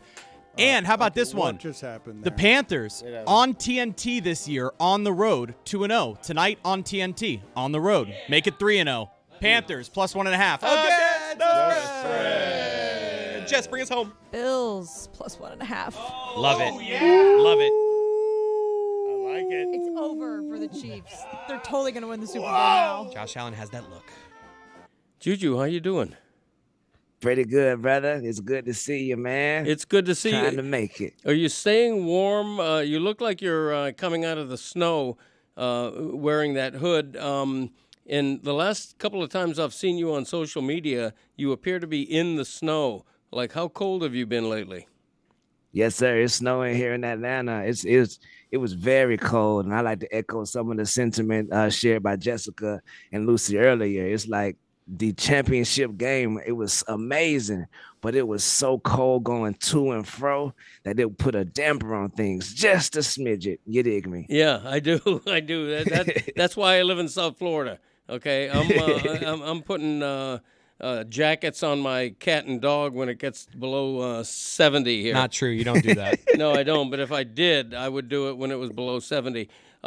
Juju, tell us how the great listeners of our show consumed today's episode. I was particularly good today, I thought. Did you share that feeling? Yes, I think you're particularly good every Tuesday, Wednesday, or Thursday when your appearances are here. Thank you. Did. I think it could have used a little bit more of you, in my opinion. Yeah. You were awfully quiet at first. I know, that's true. But, when I'm in 2 days in a row, I feel like I got to ration myself. I don't want to, overload the listener. What did the listeners say about the show? I know Dan always asks you that, and I'm not sure how you consume that, how you figure that out. Is it just by tweets and everything? Like, what were people saying about today's show? Yes, sir. I pay attention to the tweets, and then I'll check in on the YouTube chat. Salute to the YouTube chat, our loyal listeners and supporters. And I just see what the vibes are, When Dan starts talking a little Jimmy Butler, the chat goes a little way. Yes. And speaking of that, I want to give a shout out to Khalil Ware. Holy moly. Holy my boy. moly is right. You dig. Oh, my Salute, goodness. Dude has gone from not playing for most of the season to now playing double-digit minutes per game for 1 month, and he's already 4th on Rookie of the Year odds on DraftKings Sportsbook. It's crazy the type of come-up he's had after going head-to-head with Victor Wembanyama the other night. It was pretty amazing. Right. I think we should be talking about that brother a little bit more than we talking about the chaos and ensue. And I got a little treat for Jeremy as well. Last night, since it's snowing here in Atlanta, I couldn't really move around or anything. I said, you know what? I'm gonna watch me a little movie, bro. And guess what I watched last night? Wicked. You dig me? Oh, wow. And I That was is a like, treat. man. I was thinking like, I want to pick my mood up and get in the great spirits and have just a great day. And I was blindsided because I was like, hold it, wait a minute. I didn't know I was watching a civil rights movement complaint issue. I was more upset when I finished watching that movie than I was happy. What do you think, Jeremy? Wait until part 2, Juju, because all of that is going to get resolved in an even more potentially depressing way. It's such a beautiful movie, but you're right. Like, you go in thinking, oh, it's going to be fun and bright colors and song and dance, and there's Cynthia Erivo and Ariana Grande, and actually it's essentially a civil rights movie. You're right. Right, bullying 101. Holy moly. But yeah, it was still, like you said, the film was phenomenally shot. Every scene was just beautiful, spectacular. The songs, I give it a 10 on my grade list. Wow. Pardon me. Juju, That's, are you I got all choked up there. Are you mentally prepared for it to be Bills Eagles? No, see, exactly. And no, I'm not at all. I actually have, I'm glad you did that as well. I want to go ahead and thank the world and thank God for a great year this year. It was spectacular, man. We had a good run. The Bills. We're going to see our dad this weekend and Patrick Mahomes, and we know how that's going to go.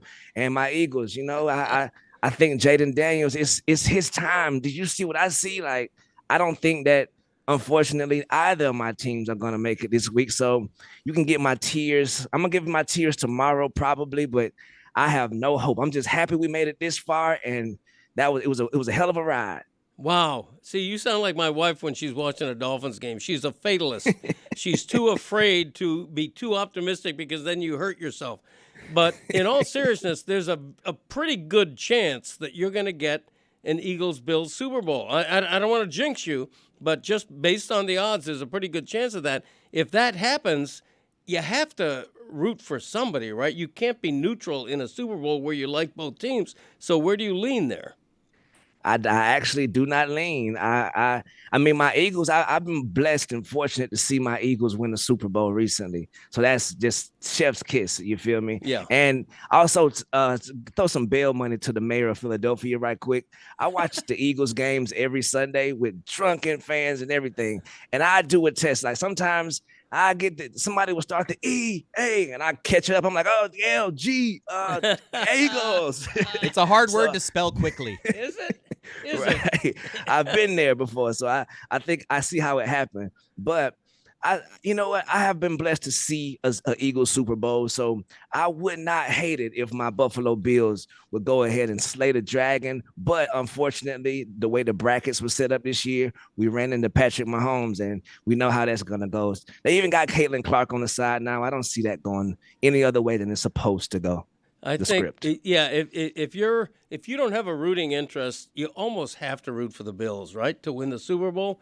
I mean, I remember in the, what was it, like the early to mid-'90s where they lost 4 Super Bowls in a row. Can you imagine making the Super Bowl 4 times in a row and losing each time? And if I remember correctly, they were lopsided. I'm a games. Dolphins fan, so I can't imagine. You could sign me up for that, honestly. I wish that I could imagine I would that. love 4 straight Super Bowl appearances. Can't even But all fathom losses, what though? I mean, honestly, Yes. from what I've had with the Dolphins, that means you're winning like a bunch of playoff games every that's fair. year. I have never seen the Dolphins win a playoff game. I know. You're talking to a broken group here. Yeah, you're right. You're right. And to the Bills fans, credit and the Bills, like the reason I love the Bills so much is because just the overall culture of the Bills. Like we see this week, Mark Andrews has been going through all of the backlash, and every channel is turning on him and saying how he came up short or whatever. Bills Mafia has stepped up and put so much money into his charity this week. Salute, hats off to Bills Mafia, man, for always being stand-up individuals, man. It makes me very proud to be a Bills fan and a member of Bills Mafia. So, yeah, man, you've talked me into it. I would rather see the Bills get it done if it was that scenario. But, hey, unfortunately, neither one of them made it this year. Now, I have to ask you, let's say you're tailgating before a Bills game, dead of winter.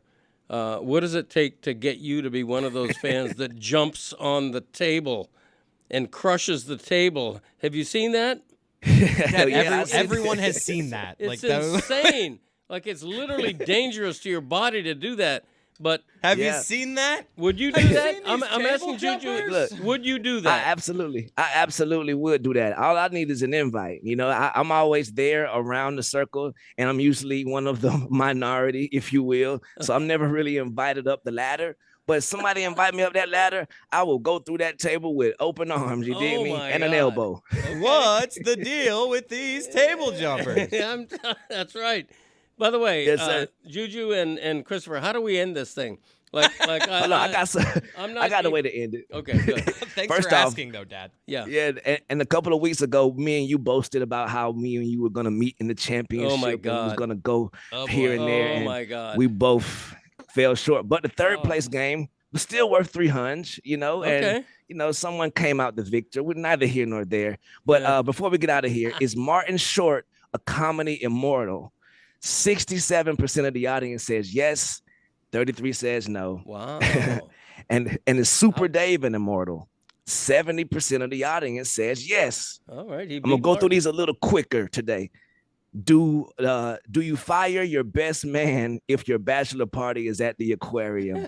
I'm sorry, Jeremy. 83% of the audience says yes, you do. There are circumstances the audience is not taking into account. Oh, Right. all I'm saying. And lastly, could you fool Gronk with a handful of lollipops? 92% of the audience says yes, you can. wow. What's the record? It's never been 100%, right? The record's got to be like 96, I'm guessing. Right. There's always a butt munched out there that just votes no just because. Yeah. Salute to him. You my brother. Exactly. Jeremy was doing mushrooms out the ass. Ah! Really? Wow. Relax.